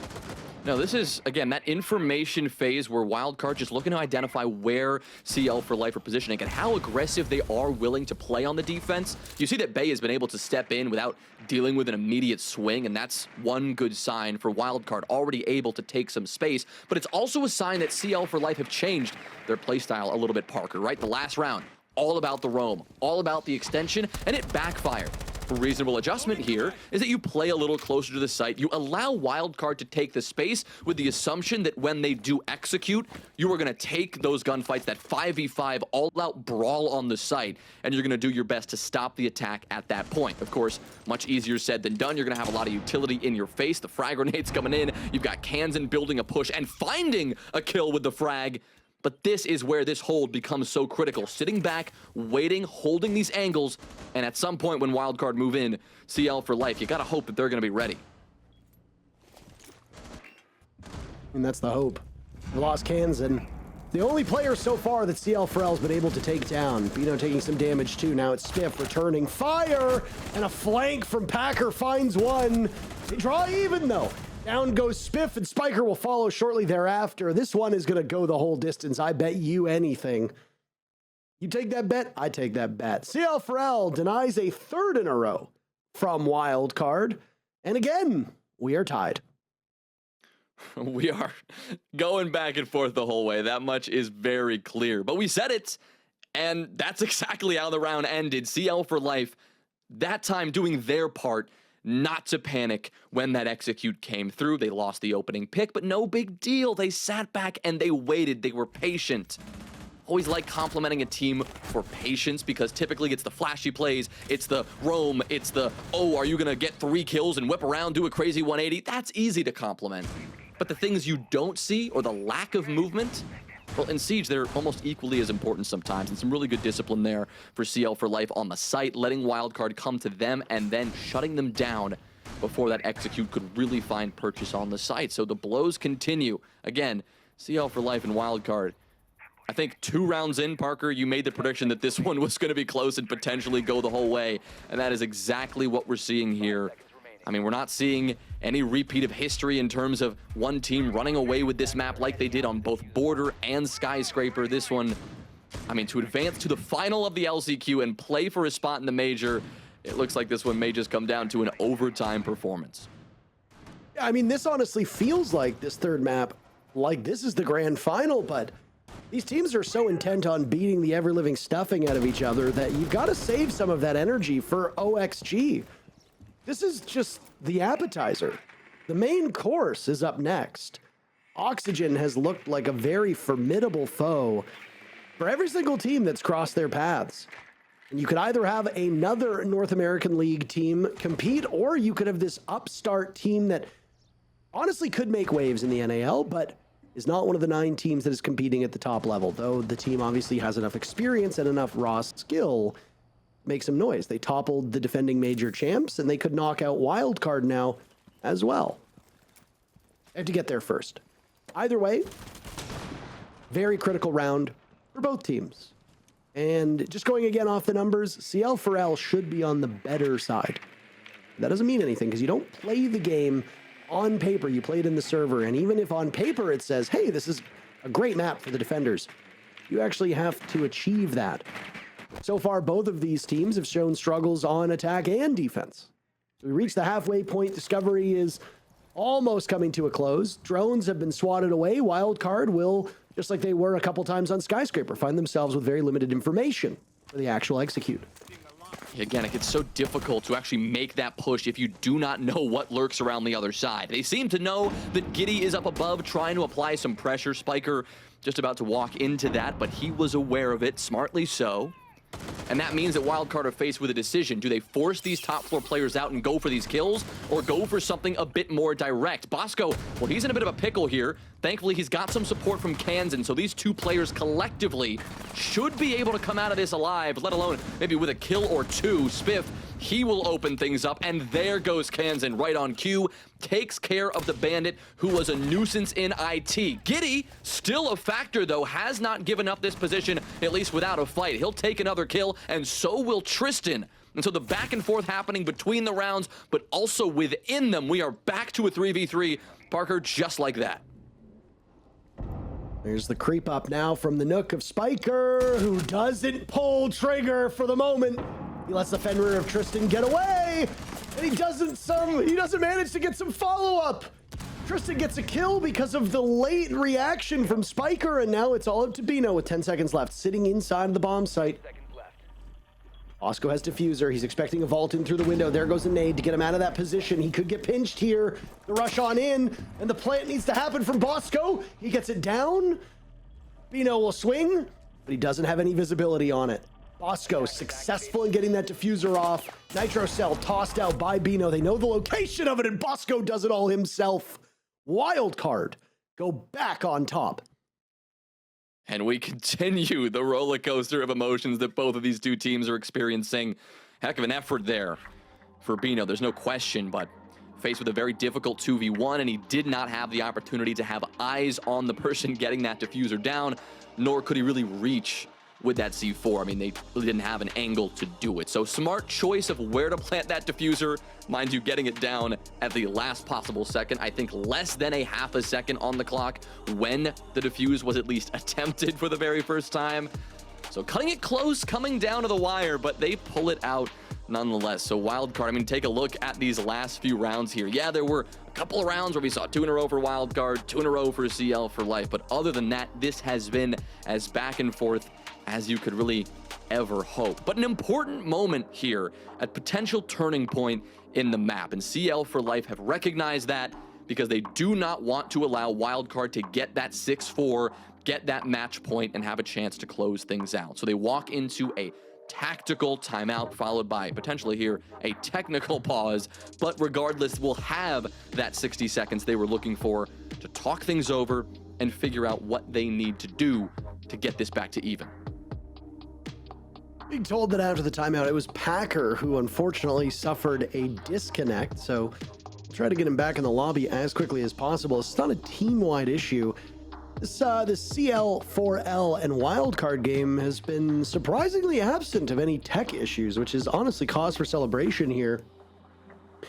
I don't know if you saw this, Jonah, but there was a post on the subreddit a couple days ago assessing how many tech pauses have been called by every region, and unfortunately something is in the water in North America, as our region had led the way in terms of tech issues. Did they tally up LATAM? Because it has been brutal over there. I think so. Okay. But I mean, have you watched NA by any chance? Some indeed. Some. Yeah. Yes. The M80 stuff has been wild. Holding down the fort in LATAM, and we appreciate it for you. We appreciate you for it. So the LATAM LCQs still upcoming, by the way. At the end of tonight, for those of you that are watching, we will have locked in all but 2 of the last chance qualifiers for Montreal. That means only 2 teams will remain in the roster of all that will fly to Montreal and do battle. So LATAM and Brazil are the 2 that remain. So both in South America. Japan, MENA, Oceania, South Korea, all locked in earlier on. Europe locked in earlier today, and North America will now follow suit in the next couple hours. You and Flynn, Jonah, will be calling the 4th and final team from North America, joining Sonic's Dark Zero and Space Station, all of whom qualified last week. This is a good lineup. I mean, obviously there are some notable organizations that are absent, Bleed, or whichever they are going to be branded now, because the org is in very serious trouble, it appears. Did not make it from Asia. Elevate took their spot. There is no PSG Talon who will make it either. As for Brazil, the world champions, defending world champions of Furia, have not locked in their spot. FaZe Clan, Team Liquid, and W7M, not the same team, same organization, but with a different roster, have made it. So there are obviously some surprising results here. You have to think down in Brazil that Furia is going to be the favorite to win it all, but I mean, who knows? Evo Keedstars could potentially have an outside shot. I think NIP could also make a good run for their money. It'll be fascinating to watch. And then, of course, that old Bliss roster that is no longer playing under Bliss, they struggled to make it. Chiefs ended up winning from Oceania. So, unfortunately, that's just how they roll. And this is the last event for the year before we go to SI that was announced to be in Boston in February. I, as a Torontonian, hate the Red Sox. I hate the Bruins. And I especially hate Chowderhead, who's from Boston. But it's a great city, and I am very excited. Reason enough not to go, right? I mean, Chowderhead being there alone is reason enough not to go. Yeah, he's just that guy, you know? But no, Boston's a great city. If you are listening right now, I'm not shilling for Ubisoft. I'm genuinely saying Boston is a terrific city. It's walkable. It's got a good bar scene. It's got a great food scene. The weather in February is not going to be terribly better than Montreal, but it will be slightly better. You should get your tickets if they're still for sale. Yeah, went to college there for 4 years, so familiar with the town. It's gonna be an exciting place to have, well, the best event of the year here. But as you said, still have to figure out the final NA team joining the already stacked roster, heading to the international event in Montreal. SI still on the horizon in the distant future. Montreal, the focus, of course, for Wildcard and CL4L here after the tech timeout. CL4L doing what they can here in round 10 to try to bring this one back and get this one to even, to prevent Wildcard from going into match point and what will eventually be series point, potentially the final point that CL4L will have a chance to get themselves into the LCQ final. But fighting back here in this round, losing the opening duel and then winning the next one is Giddy, is able to take that fight and win it.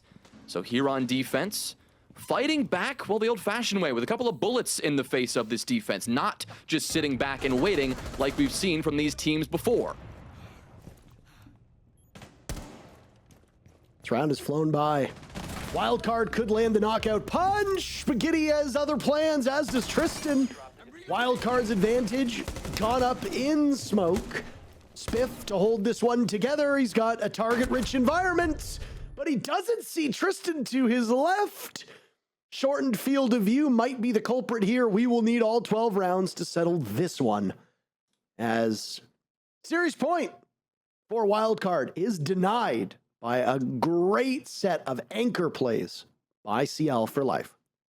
Well, a little bit of both there, a little bit of everything from CL4L. I like that we saw both success on that roam. We saw that with Giddy, and then success, yeah, in terms of the anchor play. When it came down to the execute, despite the back and forth that we had seen in that first half, and really through the middle of that round, Wildcard just could not get past the remaining anchors there of CL4L, who closed it out, and I suppose we should not be shocked that we are going to go the distance here in regulation at the very least.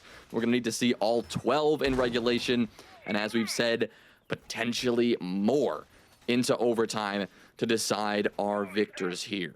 It's been back and forth the whole time. It's no secret that this has been an incredibly competitive matchup, but we head now here back to a site where CL4L were successful on last time to defend, so they're hoping that this could be their opportunity to take 2 rounds in a row. Last time we saw a little different defensive lineup here. They were bringing the Goyo last time, in addition to, well, most of the lineup that you see now. The biggest difference is the introduction of the Frost into the mix from Bino instead of the Goyo. So both, you know, you could consider trap operators, although those Vulcan canisters are a lot more focused on area denial and plant denial than, say, a bear trap is just about denying somebody's ability to hop into a window or doorway. So we'll see what Bino is able to do with that if he decides to just, you know, place down those bear traps, which we can see he has already done, and then decides to take up a position and get a bit aggressive here. But with the IT breach open, you know that Wildcard already have an opportunity to start taking these gunfights, but it looks like CL4L, much like that last round, Giddy not shying away from getting into an engagement or two.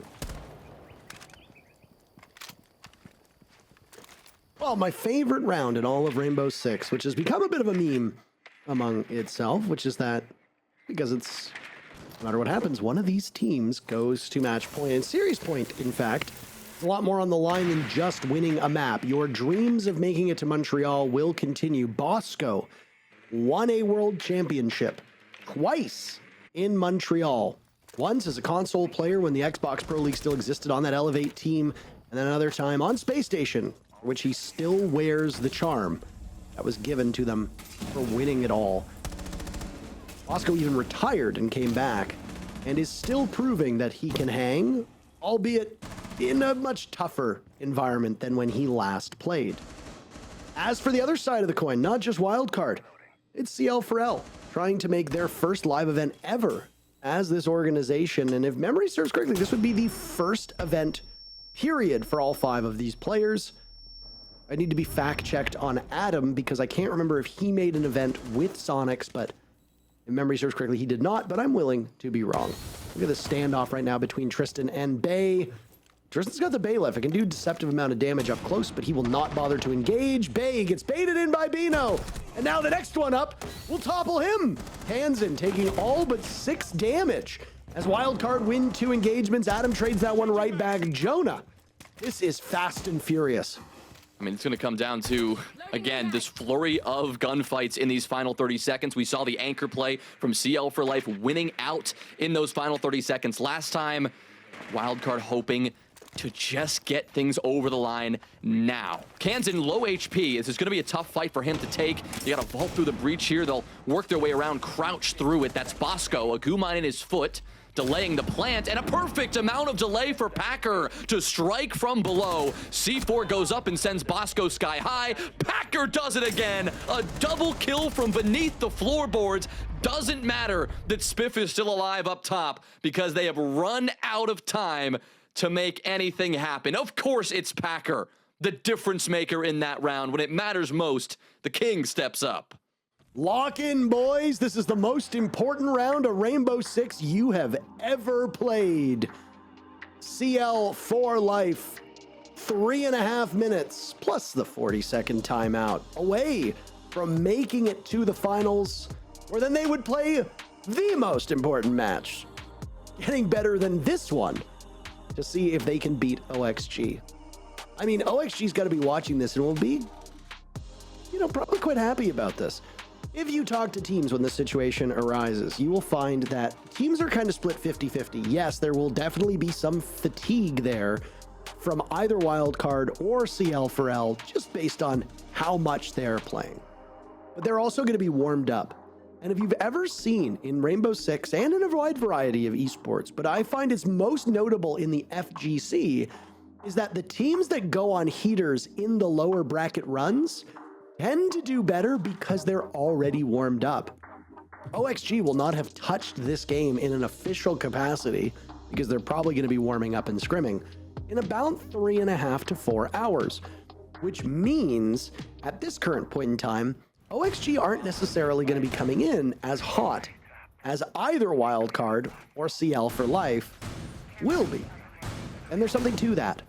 Yes, you might be tired, but there's adrenaline, there's energy drinks, and there's the goal of making it to a live event that will be fueling you for at least the first map and a bit. The idea is that you don't crash at some point during that second or third map. The one thing I will say is that Wildcard might be on the outs at the tail end of this round. Win or lose for CL4 Life. Whether they actually make it through or whether Wildcard wins this round and we go to overtime. This has been a tremendous run for these 5 players. Packer, Tristan, Giddy, Bino, and Adam should be exceptionally proud of the way that they've played, win or lose. But right now, win is what looks most likely. And then they'll have a date with OXG with a potential major spot awaiting them. We'll see. NitroCell goes out, and oh my, Bosco almost dies to that one. What an entry that would have been in the history books for this match, had that worked. Well, not going to find it there, and now missing that NitroCell for the remainder of this round for CL4 Life. So a valiant attempt, and that would have certainly been, well, it would have felt like the dagger that ended this for Wildcard, but very much still alive. Bosco avoiding the majority of the damage there, and then able to make swift work of that wall with the breaching torch. So getting that thing open and making some progress now for Wildcard as they begin what appears to be a good old-fashioned top-down clear. We can tell as well that this has been the plan the whole time because Bay is on the ram. You've got that boogie drone, and you've got all that utility coming above the site. That's not going to be free, though. They can't just walk in and take it.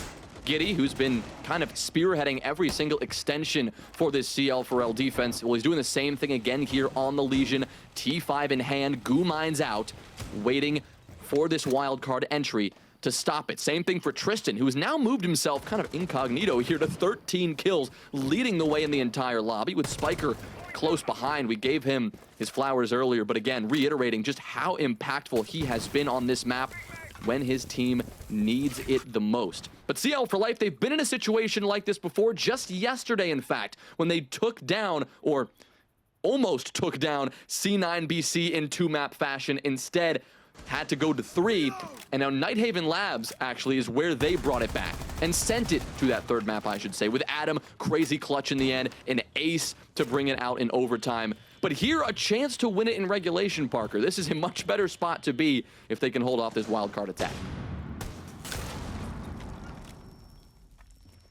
NitroCell goes out, no real damage done. Bosco still worse for wear, but through much of this matchup, he's been wearing it pretty well. There's a bit of issues as to where Spiff wants to go. Down goes Bay. Could that be the first card in this fantastical run that we've seen from Wildcard? Topple. They're posted up waiting for it. This is really good patience from a team that doesn't have a ton of experience. Bosco killing Adam. That's really big for Wildcard. Adam has been able to take over games in the past, but he's not been the big bad so far for this team. No, that's been Tristan. Eno dies to Kansan, and Wildcard having a great opportunity to prolong this match. They might have just done it with the diffuser going down. Spiker getting rid of Tristan, and now it's Giddy in a 1v4. Two of these players very low on HP, but Kansan gets the job done in that round.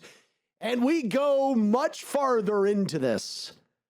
2 more rounds guaranteed. Of course we don't escape in regulation.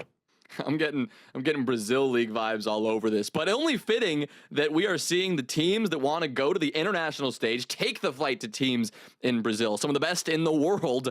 Only fitting that they also want to go to overtime and fight toe-to-toe. Totally 50-50 here. Really just no way to identify, well, which of these teams is going to have the advantage going into the swap. I mean, going into overtime now, I should say. 3-3 on both sides. Really, not defender-sided, not attacker-sided, not CL4Life-sided, not Wildcard-sided. This thing is a dead heat as we see CL4Life. They get the privilege of defending this top floor to kick off OT and Wildcard. Well, they're the ones who are going to have to attack it. Now that we've seen some success, obviously this has been back and forth the entire time. But the one site that CL4Life have a 100% win rate now on the defense, well, it was this top floor site of command center and servers. They won it in round 8. They won it in round 11 to get themselves onto match point. So if they want to get themselves onto that match point again, well, same site, same place, and what it looks like, almost similar defensive lineup with some slight changes, bringing the Ella out here for Tristan. I do like the Ella a lot. We saw it was played by Wildcard earlier, and I mean, the idea is to give you a little bit of information with those Gishmat mines, but you've also typically got the Scorpion, which isn't as strong as obviously it was at its peak, but it can still do some serious damage. Tristan is going to run with the shotgun, which is really only good at about 5 feet in front of you. It is a bullet hose, so you can fire very quickly, but the recoil will send it straight up to the moon, and it does next to no damage once you're past that 5-foot margin. Obviously, I'm joking about its actual effectiveness. Those are not the real numbers, but the point remains that it's good for very close quarters combat. And if you're going to actively defend IT, or you're going to defend that doorway on Catwalk, Ella is a very good operator for dealing with that because of what the shotgun can do. And if you've got particularly good aim, the pistol's a sidearm, can engage at farther range, albeit less reliably. Wildcard is struggling now that they've opened up IT. As for next steps, doing their due diligence, droning. We've got plenty of drones now, with the Flores using all Rotero drones to knock down the same Kiva barrier over and over again. Just the circle of life that I guess continues here with the utility in this round, but Giddy happy to take advantage of the opportunity to actually step up and deal with Bosco, who got the breach open, but he will not have his gun up for the remainder of this one. No way! He got that kill as well. Takes Giddy and Bay in a 1-for-1, a direct trade between the two of them to get this one further into the round. Still the advantage for CL4Life as a result of that direct 1-for-1 in the fire. Giddy somehow persisting and getting that kill. So tough moment now for Wildcard without Bosco, without Bay.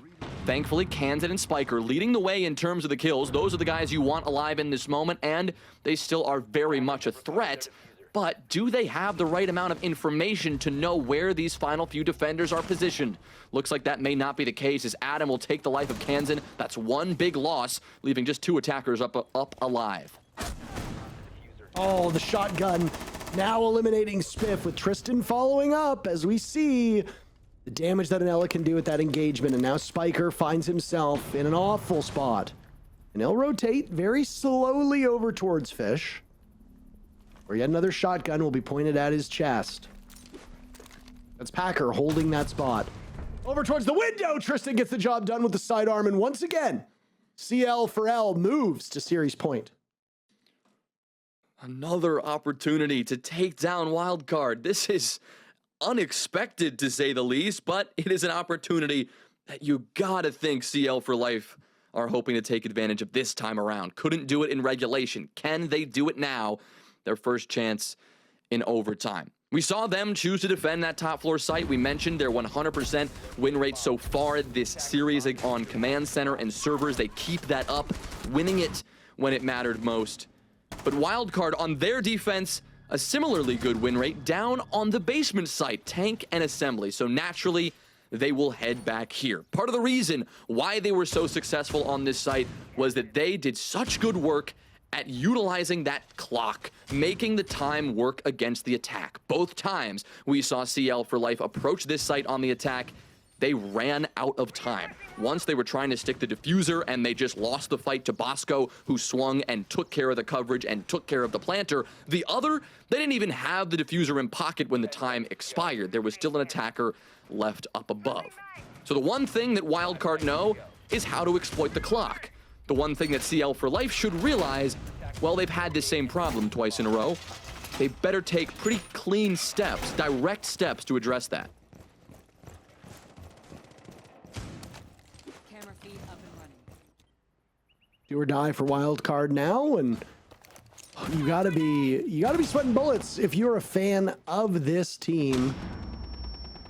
But boy, oh boy, are you eating well if you like the underdog. If you like the story that's being written right now by CL4L after no longer being represented by Makers, as you can see, both Bino and Giddy still have the tag in their name.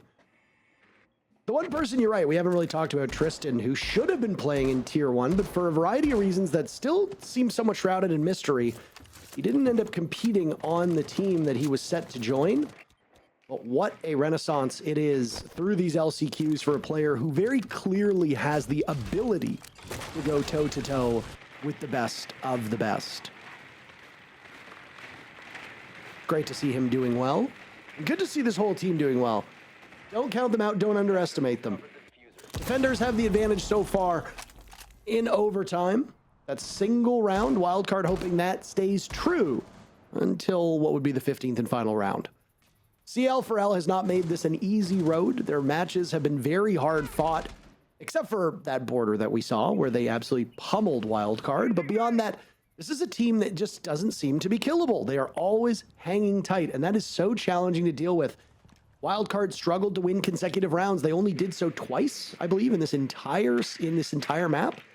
This is typically not good enough. You can't be going back and forth with a team that you deem to be below your skill level. As we see, though, this team's the real deal. 1 minute to go. CL4L, 1 minute away from a grand finals berth. How special would this be for them to come into this last chance qualifier, not through the NA League, not through automatic qualification like Wildcard, but through the open qualifiers, then the open qualifier playoffs where they beat Los twice to get to this point. They take down C9BC, and now they look for Wildcard to be their next victim. Bino, he's the one to start things off. He claims the kill onto Spiker, and another one, this time for Adam, potentially the next. It's Spiff to fall. This Wildcard defense, well, where is the discipline? Where is that hold that we've seen before? Bay the next to go. Bino now getting this diffuser down. Bosco, we've seen him stop the plant from this position. Can he do it again? Oh! Yes! The same denial with 20 seconds left. The clock continuing to tick away. CL4L.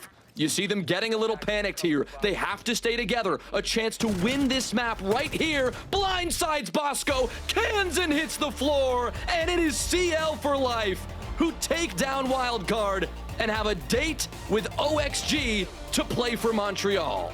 Oh my God, what a way to finish that one as well. It wasn't just done and dusted, it was the way it was done. And oh my, Bino is aware of how rough that matchup was.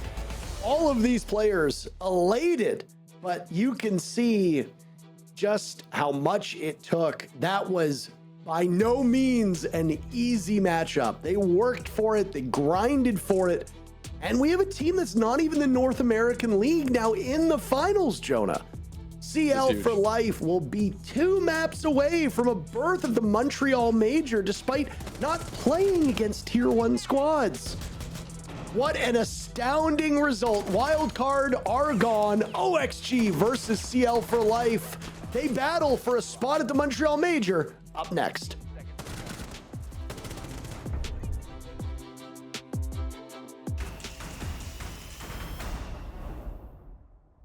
I think he's above. I think we just push this bandit. Push this bandit. Yeah, push. 10 seconds, push. Push it. 15 seconds. Nice. Push it. No!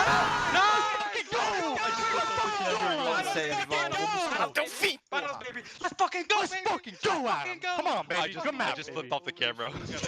Oh my fucking god. Let's go. One more game. One more series. Oh my fucking god. Holy shit. I'll be back. Hey, guys, everybody take a breather. Everyone take a breather. I'm gonna Take a breather, boys. Take a breather. Take a breather. Everybody, I'll be right back. They're all talking at the same time. You can't even tell what's being said. Also, yeah, the guy who flipped off the camera, I don't know who that was, but you're done, mate. That's the end. That was Adam. I'm sorry, Adam. That's it. Nah, I'm just kidding. CL for life, living the last chance qualifier dream right there. You literally couldn't script it, right? This is when teams make it out of the qualifying bracket. They come into the LCQ. This is what they dream of. They're making it happen in real time. What can these guys not do at this point? I mean, we highlighted it before yesterday about CL4L. I mean, they have several players that have had pro league experience. They've had players that have had pro league tryouts, players that have been a part of this ecosystem for a long time. Now, have a lot of them gotten their mark to shine, or they've always been kind of the fifth man out, the odd man out when it comes to pro league teams. But now it's almost like a ragtag group of players. And it was a similar story to how C9 Beast Coast started last stage. A team picked up of players that have the potential, but just haven't found a home. And they've been playing so good on Lab, specifically in this last map. The back and forth and the way that they're always focused on the trades. I love watching how focused on the objective this team is. They're playing quality Siege, and there are current pro league teams that do not focus on the objective, that are only worried about kills, only worried about the KD, not playing off of each other. These guys not only have the energy and the passion to play off of each other, but they have the right goals focused, the right goals in mind. And obviously, they've earned their spot in this finals going up against OXG. They've earned it. Yeah, Tristan was having one hell of a performance once again. I mean, Adam closing out the series just like he did against Cloud9 Beast Coast on that Ash, getting those 2 kills. Unfortunately, he couldn't get an ace, but I mean, this team truly impressed me. I mean, this was quite the ping pong match. This was a back and forth, but one thing that I really can appreciate from CL4L is their ability to adapt and understand what needed to happen next. Whereas before we recently saw that border game, it was nothing but aggression. They were constantly getting in the faces of Wildcard and taking these gunfights. Then obviously losing that skyscraper, they immediately pivot into this Labs match. And what you saw on their attacking half that we clearly was a different factor from their border was the fact that they were slowing down. They were taking their time. They were understanding this is how we want to start the execute. This is when we will explode. We don't need to do it in the early round. We don't need to do it into the mid round. Let's get the map control. Let's get the understanding of what we want to do. And then once we go for the site execute, that's when we will explode. That's when we will take these gunfights. But even in the mid to late rounds, they were still playing those trade games extremely well. They weren't letting Wildcard get any freebies, to say the least. And if there was a freebie made, then they would immediately trade that out and find a kill of their own and then keep trickling down that number. And it's truly impressive to see a Challenger League team. Yes, they do have pro experience on it, but to just be able to bounce back and understand and change their style of play and change the tempo overall. Yeah, it's true. And, you know, it may sound a bit funny for me to say it, but honestly, it felt fair. It felt fair. Like either of these teams could have won. It was CL4L that played better on Labs, and they won the match because of it. It never felt like it was out of hand for either of them. There's a world where it's Wildcard we're looking at in the bracket here in the LCQ final, and there's not a lot between the two of them, but it is CL4L going up against Oxygen. I think it's a map that none of us expect, a match that none of us expected, but it's certainly a good match. Yeah, absolutely. I don't think if you would have shown the bracket at the start of everything, I don't think anybody would have predicted the T2 team to come out of the bottom, let alone OXG surpass over LG and M80 as well as they did. And obviously, both teams deserve their spot in this final. It will be a great game, and I couldn't pick a better opponent on CL4L's side that would give Oxygen a better fight than themselves. They earned every single step of the way. And you're right, they've really been the best team. If it comes to any map, they're good on every map. If it comes to any situation, they make it work on any situation. They are playing better Pro League Siege than most of the Pro League teams that have come to the LCQ. I completely agree. I don't want to regurgitate anything that Fox is saying. I mean, this is it now. This is where the Cinderella story starts for CL4L. If they can get this win over Oxygen and keep the performance up. Obviously, Oxygen has been waiting in the backline, watching this game, watching what this team does. So it is important that they can keep their foot on the gas and really, really bring it to Oxygen going into this grand final. No, definitely. And, you know, I think they're playing better than what, about 5 Pro League teams just based on looking at that bracket. I mean, realistically, yeah. Yeah, so there you go. But we are going to be back with that CL4L versus Oxygen Mask match. I know it's late, folks. We're going to take a slightly longer break so that the teams have chances to talk to one another, get a little bit of rest in, but we will be back in about 10 to 12 minutes to get that match underway. We'll see you then. Don't go anywhere. Okay, so let me think. Oh, Dream Team. NAL. Okay. I have some players in mind. I'm gonna make a full aggressive team. I don't really care about the roles, so it's gonna just make a shooter team. Ambi, Spoit, Ashen, and só troca tiro mesmo. Não lembro o nome dele. Bota aí. Diffuser. Yeah, it's him. So, okay, I'm gonna. Diffuser is really good. Oh, I need one more player. It doesn't matter the team. NJR. So my dream team is Ambi, Spoit, Ashen, Diffuser, and NJR. Coach can double up. Preciso de coach. Call out? Call out. Okay, so my coach is call out.